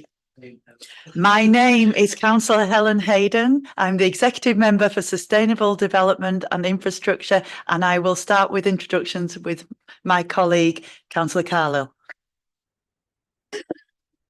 Hello, Councillor Peter Carlill. I'm a councillor in Leeds, but I'm here for my representative, as I'm representative of the Combined Authority. So I'm the Deputy Chair for Transport with responsibility for bus, active travel and the decarbonisation of transport. Good morning, everyone. Gary Bartlett, Chief Officer for Highways and Transportation here at Leeds. Hi, I'm Pop Foster. I'm Transport Strategy Manager here in Leeds City Council. Thank you very much for joining us this afternoon. So I believe Gary or Paul, who's starting? Over to yourselves now. Thank you. Well, I wasn't going to say anything. I was going to hand it straight over to Paul. But having heard the previous debate on the flood risk management team, I'd also pay credit to Paul and his team here, because the strategy that was approved by Executive Board was very ambitious, and Paul and the team were encouraged to be ambitious. And it's been recognised at a DFT level that the strategy that was ultimately approved is along those lines. And I think there was one comment at Executive Board that are we being too ambitious was actually a comment. And I think that's a good sign of the way we're going. So I just thought I'd say that, given the conversation we've just had about flood risk management. But over to Paul. Okay, thank you, Chair. So I'm just going to briefly introduce the report and the key elements of that. Obviously, in the last few years, it's amazing when we actually added up this number that we've probably invested about £750 million in infrastructure schemes across the city, including some notable ones around East Leeds Orbital, City Square and the Armley Gyratory Works that are transforming the city centre, Regent Street flyover repairs, and then some of the smaller things like Leeds City bikes that, you know, in terms of capital expenditure, a lot lower, but starting to make those changes that we need. So the report does identify the things that have been introduced this year. And then more importantly, we've been doing a lot of data gathering through over the time. And obviously there's a key issue around data in that it's a lot of that has been affected by the pandemic and the behavioural changes that have come about because of that. And so it's quite challenging for us to disaggregate those global level changes, if you like, with the actual things that our schemes have done. But hopefully there are some elements within the report that we can see that. And I take one key example, which is the change in city centre mode split. So the way people travel into the city centre, we monitored this annually in the morning peak. And between 21 and 22, there were the same number of people coming into the city centre, but actually the way they travelled had changed by 10%. And that does coincide with the closure of City Square to through traffic, making that a much more pleasant and friendly environment for pedestrians, cyclists, for that entrance to the city from the main station. So yeah, we can see that where we've made some key interventions, we are getting changes in a positive direction in terms of meeting our strategy targets. A note of caution, though, probably for Scrutiny Board to be aware of, is the overall vehicle kilometres travelled in the city. Now, there's a slight lag in this data in that we rely on national data sets to collate this. But when you compare 2019 to 22, it is lower in 22, but between 21 and 22, it's on the rise again. So we are going in the wrong direction in terms of a strategy, meeting our climate emergency targets, etc. So there's a lot more work to be done to look at how we can change that particular indicator. The carbon emission data, again, that we've got globally for the city for transport, again, comes from national data sources, and there's an even greater lag on that in that the latest we've got for that is 2021. But it does tend to follow the traffic trends that we've seen, that I've just quoted earlier. So we would expect that to rise in the 22 scenario. So I think they're the key bits, and I think, Chair, it's probably best if we leave it there and let members ask questions. Sure. Thank you very much, Paul. Just to let you all know that Paul Foster is not related to Mike Foster, just in case anyone doesn't know that. Okay. Is all right. Okay, there you go. Right, Councillor Buckley. Thank you, Chair. City Square certainly isn't friendly for the 90% of people who use cars, or for that matter, private hire. Is it? Anyway, I've got a comment and a couple of questions, if I may. The number of kilometres travelled by LGV vans is now 5.8% above 2019 figures. And this is mainly brought about by internet shopping. And that's further exacerbated by the working from home situation, isn't it? And given that the city is the biggest employer in the city, shouldn't that be looked at? But the question in particular I wanted to ask was on page 67 at paragraph 33. Bus patronage is said here to be 26% lower than 2019. Well, we were told a few weeks ago that it was only 15% lower at 85%. So I don't really know how that comes about. Could you explain that, please? I can come in very briefly, Chair, on this. I think this comes just to the different data that is in this report. Paul, I think, has used the full year's data, and the last one reported here is from 2022. The latest report we had to the Transport Committee was over the last couple of months, which you were in that Transport Committee earlier, and it's actually 89% bus patronage is currently up to by the latest data, but I think Paul's using full year data that ends in the end of 2022, was it, or 2023? But certainly that's the difference in lag. It has kept increasing month on month. We're now at what we would say the Combined Authority is 89% of this month in 2019. I think that's right. It's just an effect of the time that's reported. In terms of the LGVs and the home deliveries, I think obviously what we probably haven't got is the full net effect of that change. So while there may be more vans travelling the streets, is that more efficient in carbon terms than each of those individuals going to the shop to whichever mode they may have use to get those goods. And then also if they're working at home, obviously the commute is not being done either. So I think, yes, we'd like to see that all those numbers come down, but I think taking that in isolation is not a full effect of how the carbon emissions from transport are playing out in terms of that home delivery. Is it really true then that bus patronage has gone up from 74% to 89% in a single year? That's the first question. And the second question is, it's all very well talking about carbon emissions, but what about the economic life of the city and people not going into the city and being discouraged from going into the city by working from home and all the mess in the centre, the discouragement of private hire, etc. And these things are important, are they not? I've got a sheet of paper here which is headed City Centre Traffic Restriction Routes. And this shows 1, 2, 3, 4, 5, 6 different coloured streets with different times of restrictions, which is to hackney carriages and cycles only and buses. 5 a.m. to 11 to 10 p.m, 7 a.m. to 7 p.m, 7 a.m. to 10 a.m, and 4 p.m. to 7 p.m, and 4 p.m. to 7 p.m. Well, for heaven's sake, how does anybody drive and read the signs without getting fined?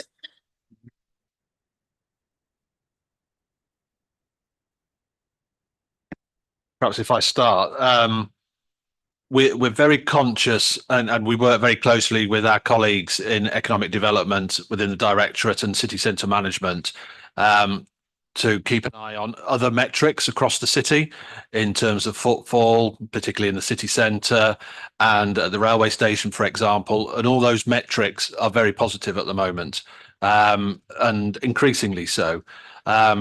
What I've just said to Paul, maybe in future rounds of this report, maybe we can capture some of those and share those. That might be helpful to the board here. But it's very important that the measures that we're introducing, which are wide ranging, they benefit passengers, whether they be public transport, cycling and walking. We're not stopping people accessing the city centre by car. It's just that they have to find other routes. A lot of the work is now complete, certainly around City Square as well. The main issue, particularly in the city centre at the moment, is obviously around the railway station, and that will be ongoing for a while. And some of the cycle routes immediately to the south will be finished in the near future.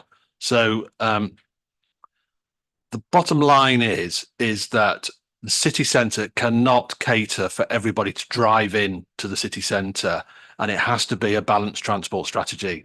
And that's what we've tried to evolve over the last 10, 15 years.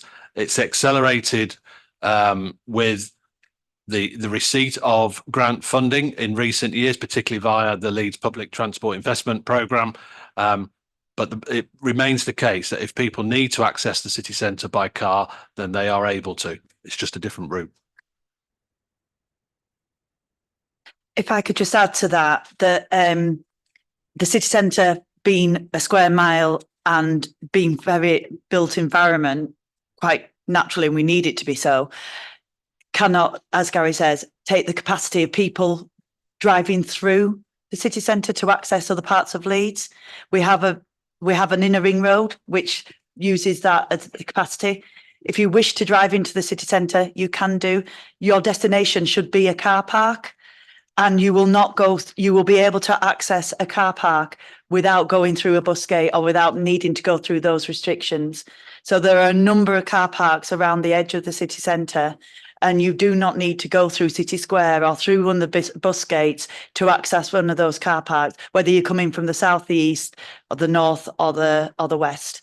So the city centre should be and is a destination. It's a fabulous destination for shopping, for leisure, for work, for all kinds of things that people go up. We're seeing it really, really busy, especially before Christmas, up on 2019 levels.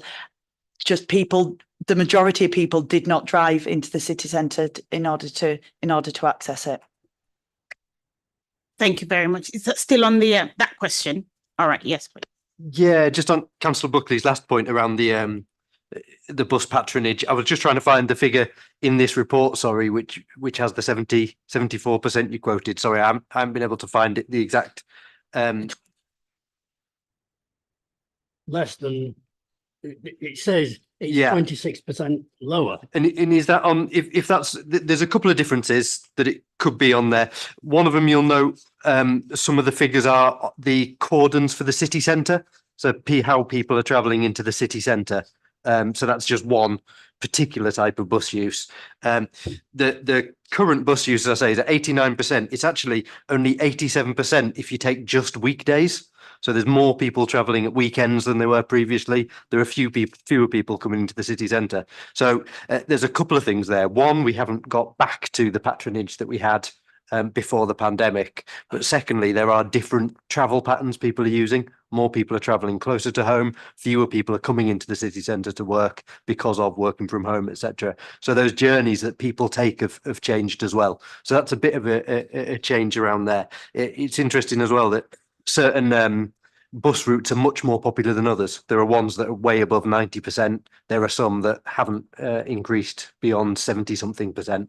And that's a difficulty that we need to look at and really needs a rethink of the network. I think a lot of the network before was focused very heavily on getting as many people into the city centre Monday to Friday as it possibly could.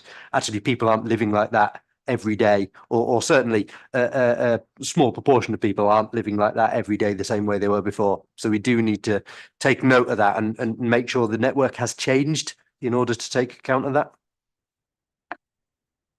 Thank you very much. I will take questions in two. So Councillor Isaac and then Councillor Shazat, please.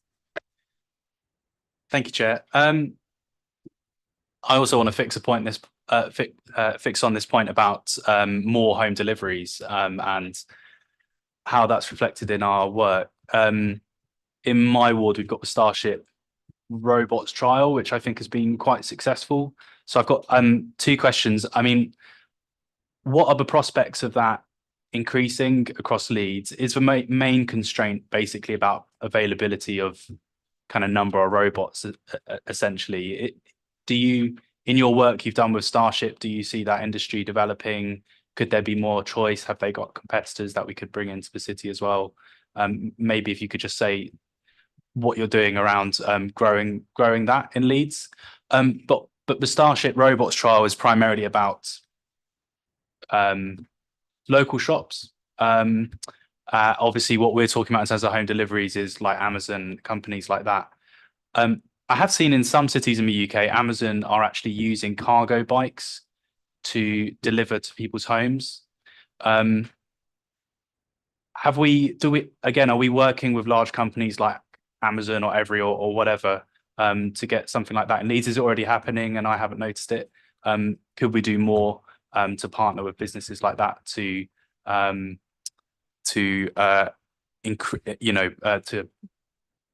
get more cargo bikes delivering and so on?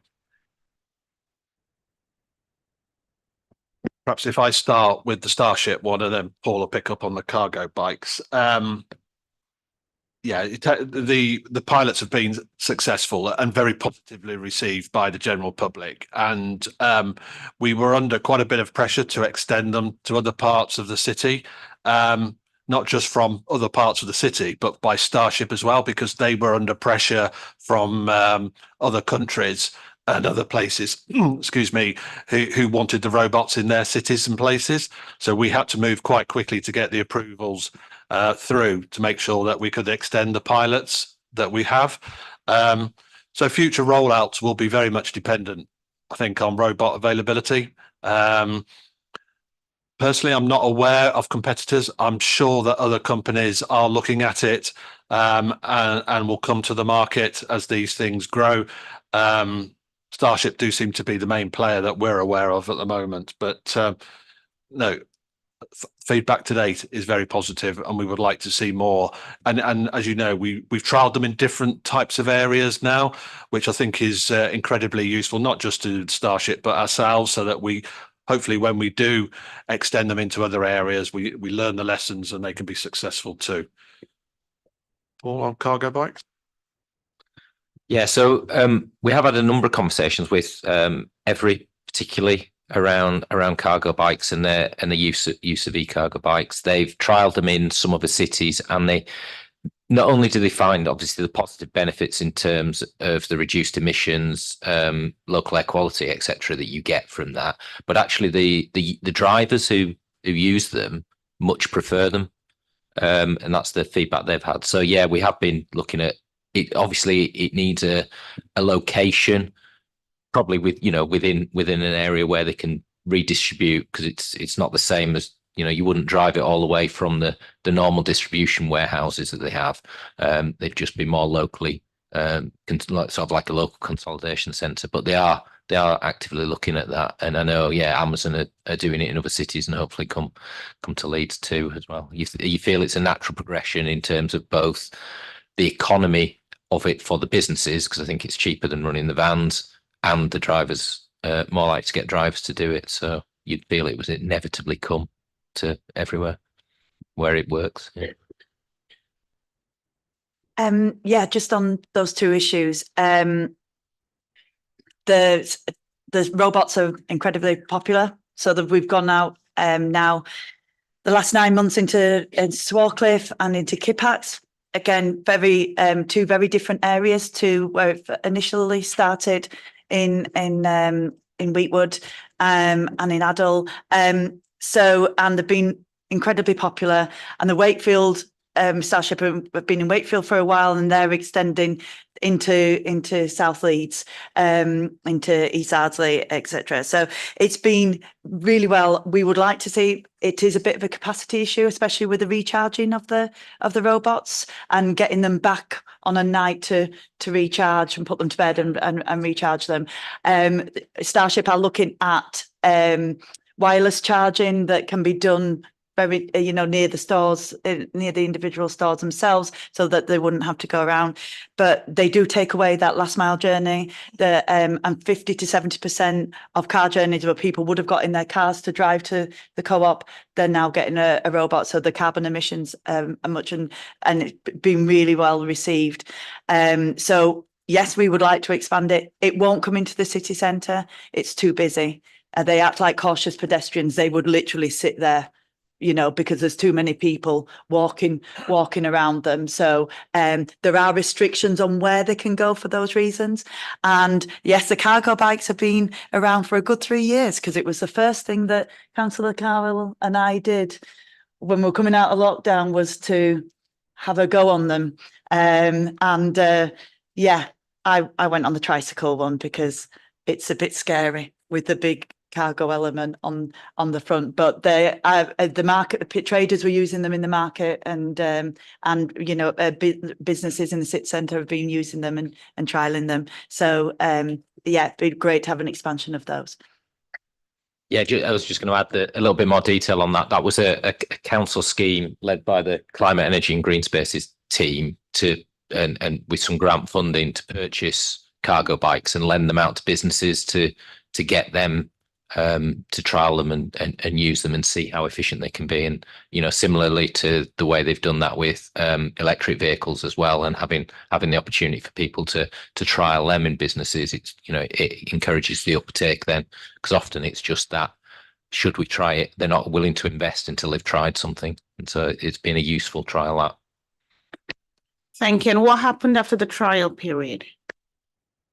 I'm afraid I'll have to get back to you from the other team and see what the details of how many businesses maybe then purchased their own, but I'm sure we've got that information. Councillor Shazad.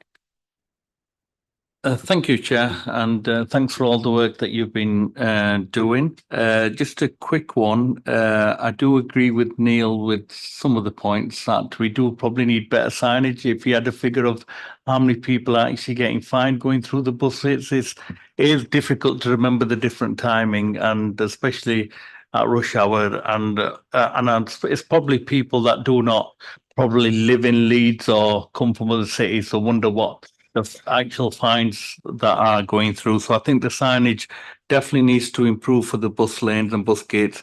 Also, we've had lots of issues raised by residents with disabilities that since the changes have been made, they're struggling. They're not choosing Leeds as a destination to go out or to actually visit for various reasons. I've had residents say to us, even for the Grand Theatre, they prefer now to go to Bradford, Alhambra, which is a longer drive compared to coming to Leeds, and they live in Leeds because they say the parking for people with disabilities is just not as available as it used to be before the changes, and so they're struggling, people with disabilities, and just an impact on the city square. I've been asking, how's that impacting now? We've got the Bishopgate area, which is now hopefully better for the environment and less air pollution. What's the impact on Air Street? Have we got any figures due to the changes? And that's about it. Thank you. Thank you. I'll take questions in twos if that's okay. So I'll call on Councillor Flynn, and after Councillor Flynn, it will be Councillor Hamilton and then Councillor Lay. And Councillor Foster will be the third after the two. Thank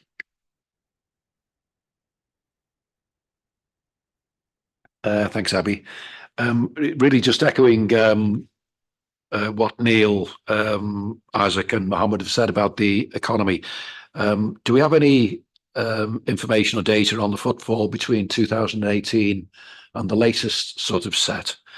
I'm concerned that while what you're doing appears to be very successful from certain measures, I would like to see the baby thrown out with the bathwater in terms of the city's economy. If you're forcing people to use other methods of transport, and as Mohammed said, basically, I know a number of people who just won't go into town anymore because it's an absolute disaster to get through, station being one of the areas in particular. Allied with working from home, internet shopping.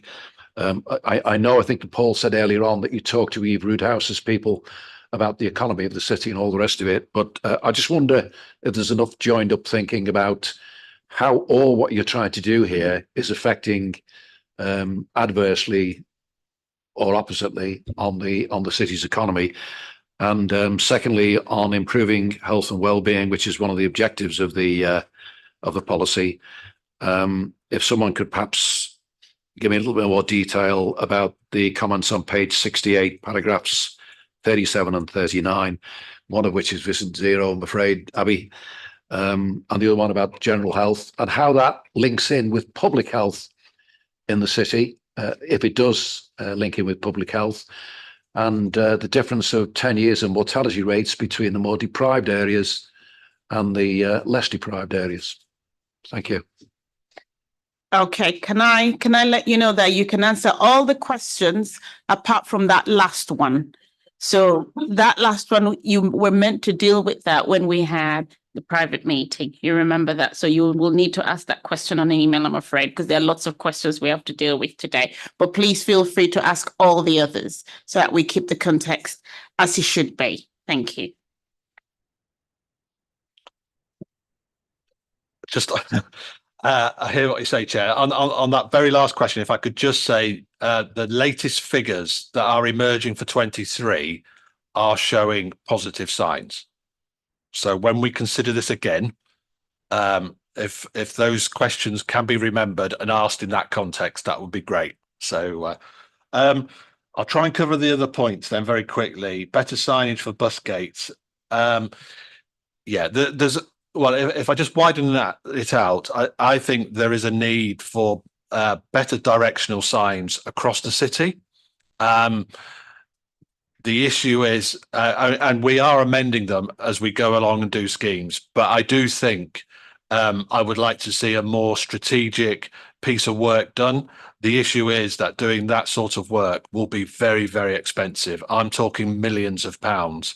So that's something that I've tasked the team with starting conversations with WICA about, because that will be the main source of funding. So we will do improvements as we go along with our schemes, but they will be more local and more sort of patching type work.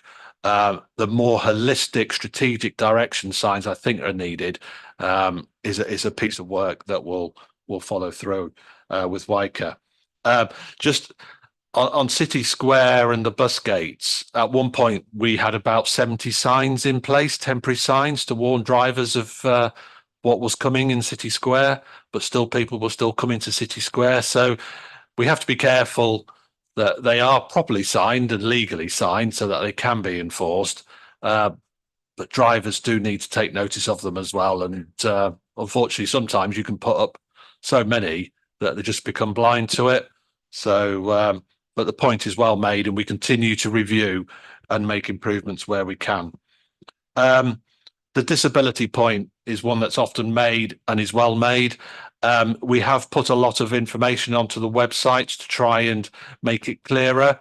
I made the point earlier about the city's great, isn't it, in terms of it keeps moving forward and developments keep taking place.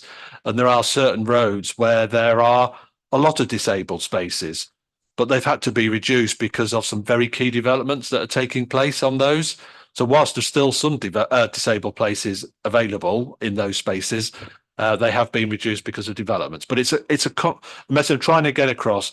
It's a constant piece of work trying to identify new spaces when we have to move existing ones. Curb space in the city centre is extremely limited, and it's competed for from taxi stops to bus stops to disabled spaces, etc., etc. So there's a lot of demand, but we try and find the right balance. There is a piece of work that is ongoing in terms of connecting Leeds and communications. The information, whilst I've just said it is on the website, I think it could be clearer. And we are doing a lot of work with our comms teams to try and change that. So again, might be something for Scrutiny to look at in due course about what we're changing and putting out on those comms channels, because I think it will be improved from that point on. So please bear with us on that. In terms of air quality, which I think was another point,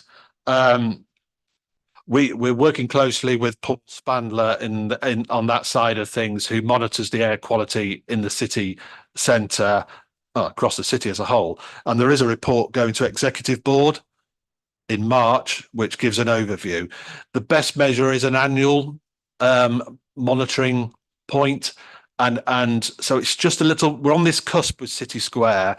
It's just a little bit early to see how successful it has been or not. But in the very near future, we will have definitive proof one way or the other. We are pretty confident it will be positive. There will be a downside on certain streets, and maybe Whitehall Road, Eyre Street. But in the sort of, if I can say, global position across the city, we're confident that the overall city position will be below the critical points, as it has been for a while now, which is positive. In terms of Councillor Flynn's points about the metrics, again, I think I covered that off in terms of, I think there are a series of metrics, whether it be around health and well-being, the economy, footfall, that we could add to future iterations of these reports, whether it's in the reports or as a PowerPoint presentation, a bit like the one you've just seen on flood risk management. That might be useful. But we do work as a directorate. Myself, Eve, Angela, Martin and Dave Feeney work very close as chief officers on these things. And so everything that we bring forward is, if you like, checked and discussed and consulted upon across the directorate and the chief officers. And obviously Councillor Hayden as executive member across those areas as well has an input. So, and I won't say anything more about Vision Zero. Paul, have I missed anything? I think it was just to add the point on Councillor Flynn's around health and well-being. Obviously, transport, aside from the road casualty issues, the actual air quality and the effect on people's health is significant in the city. And we all know that, and therefore a strategy that drives mode shift to more less polluting vehicles, to different choices and healthier ways of travelling, can only have a positive effect on the health of the city. And that's especially prevalent in the neighbourhoods that are, that, as you say, have that lower life expectancy, and that quite often they are the areas with lower car ownership. It's not them, it's not their own vehicles that are polluting the air around their houses and where their children go to school. It's those vehicles crossing those areas and coming to the city centre or wherever, or on the motorway network that they're often adjacent to. And so anything, the strategy is very much about improving the health globally by reducing those emissions, either through electrification of vehicles and reducing the emissions at source in vehicles, or changing that mode to those that are much less polluting. Thank you very much. Follow-up question. Yeah, sure. Yeah, thanks, Gary. I think you said you're going to add metrics regarding the issues I raised. I'm really interested in what effect it has or doesn't have on the economy of the city. And if it could be linked into that, I'd be very grateful. Okay. Thank you. So it's now time for Councillor Hamilton and then Councillor Lay, please. Thanks, Chair. My question is regarding, it's on page 82, sorry, regarding the power two-wheeler in the bus lane trials. It's read that here, I've read that it's a positive result. What's going to happen following that? Is further trials going to be done elsewhere, or, is it going to be rolled out? And just regarding the road safety training and the bikeable, with regards, I must say you've all done a fantastic job with the schools, etc. Is that going to be ongoing every year, because children leave, move up, new children come in, so is that going to be ongoing there? And just to say, with regards to the e-bikes that will be coming to some of our wards, just to say for Meanwood and Moortown ward, whoever did their research did a fantastic job. And we approved, don't we, Councillor Shazad? We don't need to reply. I've well thought out exactly where they're going to go. And is training going to be ongoing for some adults? Because we don't want them to see them and get on and they haven't been able to ride a motorbike or bicycle, like all the effort and training that's gone in with the schools. So I just want to know about the schools. Is that going to be ongoing every year or once a term? Yeah, and what's going to be happening with the trial with the motorbikes? Thanks. Thank you, Councillor Hamilton. Councillor Lay, and then officers, please. Thanks, Chair.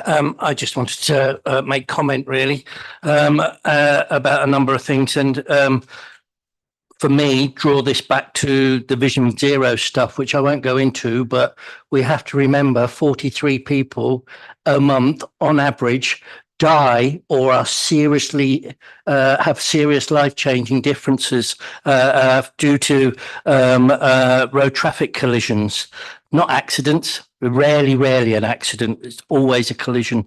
And I just wanted to also pick up on Councillor Shazad's point about mobility, really. As a town councillor in Otley called Paul Carter, who is the chair of the town's tourism and trade committee, and his bugbear is mobility scooters and not doing enough for them. And having pavements that aren't suitable or not enough drop curbs, etc., etc. So he's whilst he understands our large schemes around active travel, etc., his plea is always to me, please don't forget those people who are in mobility scooters or have other disabilities. And it's okay having pedestrian and cycling, but we need to consider the vulnerable group who are the mobility users or other disability. We are working with WICA, and Peter will probably be aware of this, to introduce a shared transport hub in Otley. The Town Council and Otley 2030, I think, were successful in getting e-cargo bikes and a couple of e-bikes that if anyone watching lives in Otley, you can rent or you can use, sorry, for a month from the town council to see whether you get on with an e-bike. They're also, and I know I get teased about Mrs. Lay, but Mrs. Lay loves coming into the city nowadays because there's less traffic. It's a place, the city centre should be a place where pedestrians are able to go about their business. It shouldn't be about having half-ton killing machines wandering around, driving around. And I think Councillor Hayden makes a great point. You can get to the car parks without getting into the city centre. And my only other plea would be what we do need the more of, and I don't think anybody disagrees with this, we need better public transport. If we are going to take cars out of the city centre, then we need better transport to bring us in particularly from the outer edges of the city. And I want us to move forward with mass transit. I want us to move forward with taking back control of bus routes and bus services. And I want us to be a city where we're proud to go into the centre and no one comes to harm. My final plea is really around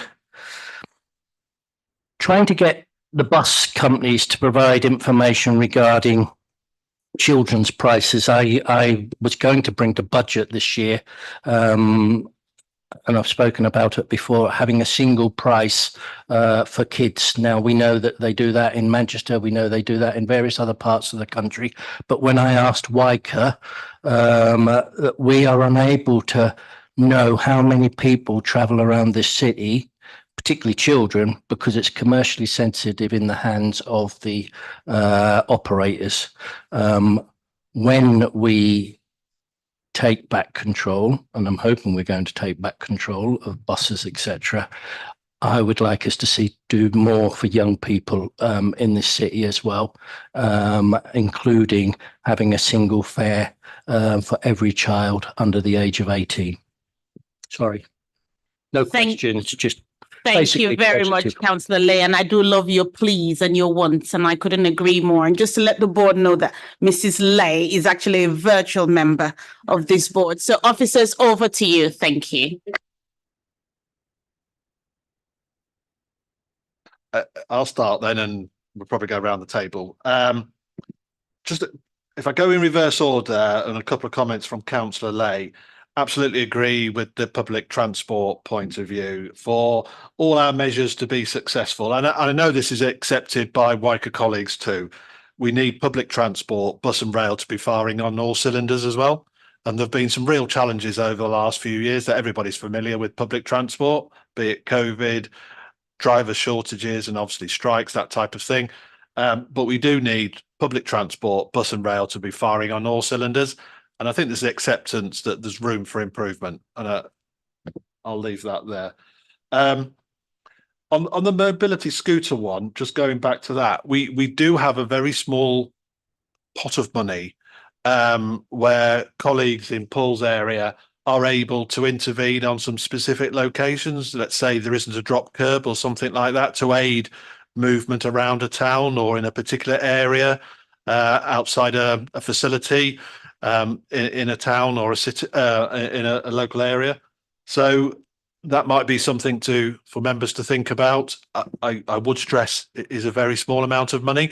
So don't get too excited, but there is an option there, and they've got a long list, but when they do intervene, it's very personal and very local to that community, and usually very positively received. So I just mentioned that. Councillor Hamilton, thank you for your very positive comments about e-bikes, and we'll feed that back to the team. That's fantastic. I think we're aware that there is some training available for adults. I don't think we've deployed it very often, but it's certainly something that can be looked into and not an issue. But your perhaps most important point around bikeability, absolutely. And I know Councillor Hayden would support this as well. We believe this to be very important, particularly with I almost feel like it's the phrase not to use today, Vision Zero strategy, but teaching youngsters how to use the highway is incredibly important. And as a budget process, we've come under huge pressure, quite rightly, to check every line, but we quickly move over when it comes to cutting that. We don't, and we move on in our debate. So we want to continue to receive bikeability funding and deploy it across the city. Very much so. Power two-wheeler. The trial was done on the A65.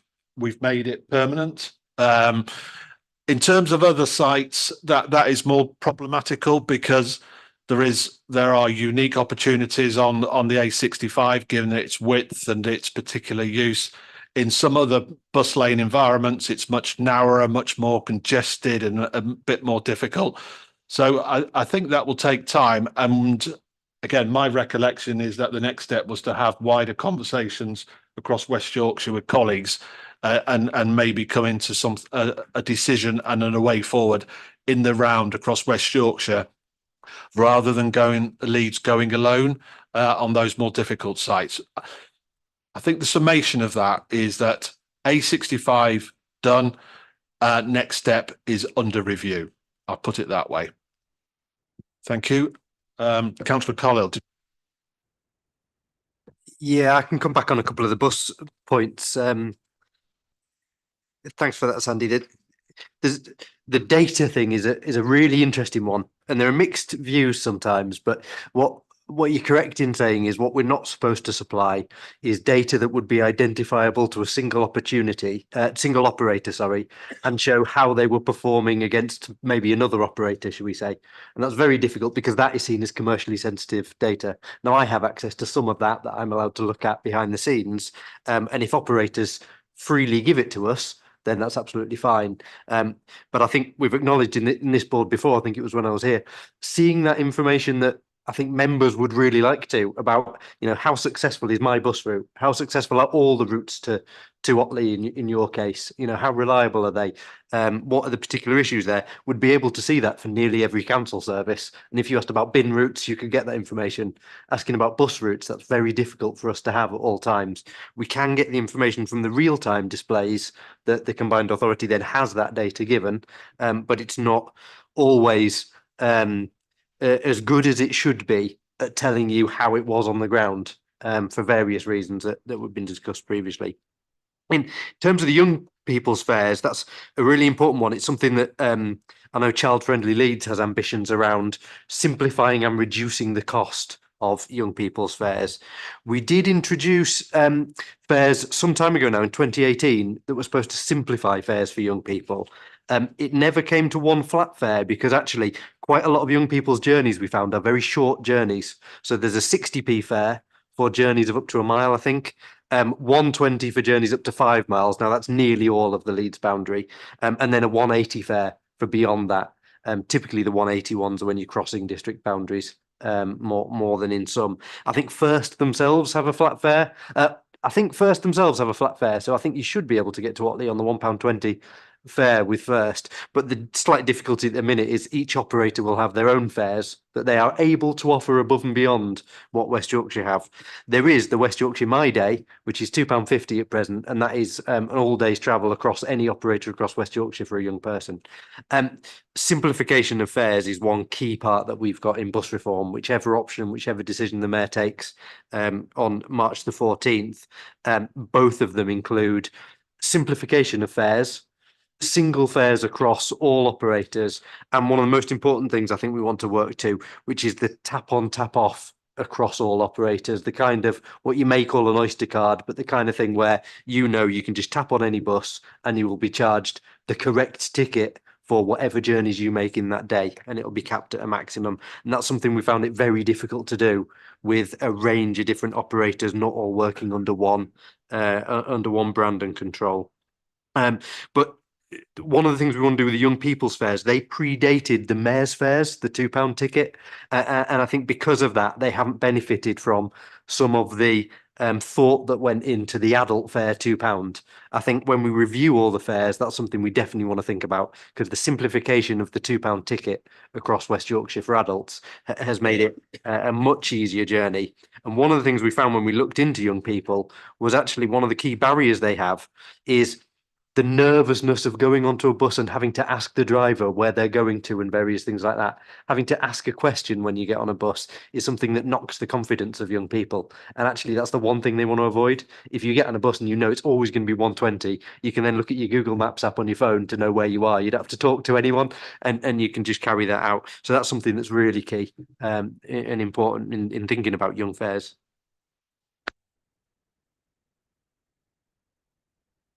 Thank you very much for that, Councillor Carhill. And it's just great to hear that you're considering the young people's fare, which is really, really important to us as well. So thank you very much. I will now call on Councillor Buckley, Councillor Foster first, and then Councillor Buckley. Thank you, Chair. Page 78 of the report, it talks about the White Rose Station. There's a couple of things there that interest me. One, it declares the new rail station will be on the Trans-Pennine line. So I just wanted to understand, will that station have full access to the Trans-Pennine service? So will I be able to get a train to Manchester from there? If it isn't, why not? And then the other one is there's no car parking at the new station. So what's the expectation for people travelling to the station by car? Where do you believe that they're going to park? And if it's expected they're going to park at the White Rose Centre, are the site management there aware? Because when I last spoke to them, they believed that there was going to be car parking at the station. Thank you.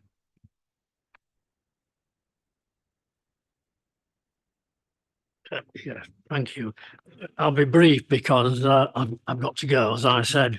But page 77, mass transit. And it strikes me that about a year ago, or more than a year, we were given a nice glossy brochure at the Transport Committee, which showed the mass transit vision. And here it says, further consultation is planned for early 2024. Well, consultation about what?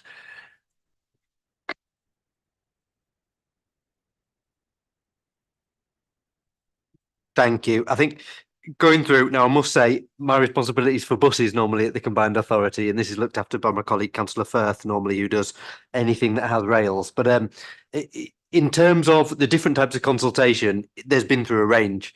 You're completely right on that. One of the key was which areas should be joined up by mass transit. Then we looked at which routes should be the first, and that came out with a number of routes in Leeds being the ones that would be prioritised to go first. Key one being Leeds and Bradford, Leeds to Bradford route, East Leeds, and then South Leeds to Dewsbury as well, are routes that are progressing first. The next consultation on that has to be looking at those routes in detail. So although we've said we will connect Leeds to Bradford, there's not been the work with communities on, well, how should we get from Leeds to Bradford? What route would you like us to take, etc. And that's the further detail that will come in this next consultation. So yeah, we've agreed that we'll have mass transit. We've agreed that the destinations it should join up. Now we're getting into the nitty gritty about where should we put it. We know that'll have disruption to various things. We know there'll be lots of different opinions and different views of where it should go. But that's the really important consultation that comes next. On the White Rose questions, if it's okay with Councillor Foster and yourself, Chair, could we either come back on those two questions rather than risk getting anything wrong, or maybe even better, set up a specific briefing with colleagues from Wyker, whose scheme it is with Munro K, the developer? Happy to arrange that if that's helpful. I just wouldn't want to say something that may not be accurate. I have to be honest with you, I'm quite disappointed that, with Councillor Hayden here, one of the executive members, that they're unable to give me an answer on that. I don't think I need to arrange a meeting. It's just a simple response to that. A written response to those two questions is sufficient. I'm the executive member for Highways and Transportation. As I've explained before, Network Rail are in charge because railways go through the city and are a national asset. So although it's Wyker who have received the money and are delivering this with Munro K, who own White Rose Shopping Centre and the business park, and have put money into, specifically money into this railway station so that it complements both the shopping centre and the White Rose Business Park. But as Leeds City Council, we do not deliver the railway station. So I do not have access to the detail about car parking or anything else, apart from what went through the planning application, which I can't remember off the top of my head. And therefore we will need to go away and get those specific figures to bring back to you, which we will do as you don't require a meeting, in an email. Thank you, Councillor Hayden. Councillor Foster, I can assure you, if there's one officer that comes back straight away when he says he would do something, is actually Gary. So Gary, I know you would. So we would expect the response from that as soon as you're able. Thank you very much. Okay, Councillor Gavani. Thank you, Chair. Paragraph 59 on delivery of school streets. Are there more planned to be rolled out, and could you possibly let us know the criteria for them, please? And on that latter one, if it's easy to do it by email, that's perfectly okay. And we're now into phase 4 of school streets. So there's 3 new proposals, one in Wheatwood, one in Middleton, one in Armley. Yep, I've got that right. There is a specific criteria. They cannot be near a main road, because you cannot shut off, and if there's a bus route on the road next to the school, we cannot, so that excludes a number of schools across the city. There is a set criteria.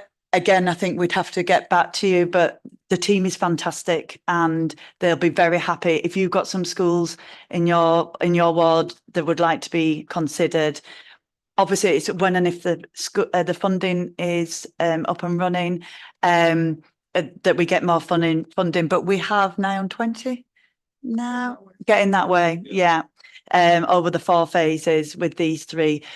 There's only been a couple, I think 1 or 2 that were in one of the phases and then had to stop being a school street for various reasons. And we are looking at developing more safety aspects, so to make sure that. But one of the criteria is there needs to be somewhere nearby that parents can park and then walk their children to school. That's often difficult. For example, mine and Councillor Sharp's ward, we have a school in the middle of a very nice estate that would benefit, but there's nowhere for parents to park and stride, really. So it would just displace the parking to other streets, which would make it difficult. So there is a set of criteria. Park and stride being an area for park and stride being one of the criterias, as well as it not being a main road or a bus route. So, but we can put you in touch with the school streets team to see what would be available. Thank you. Chair, if I could just add there, there was a report that came to Highways and Transportation Board on this very recently, and we discussed it with Councillor Hayden on Monday. There was quite a few reports on Monday, wasn't there? I think the criteria were attached to that. That report is about to be published. So I think, Councillor Gavani, what the simplest thing is we can send you that report and it'll have it all in there.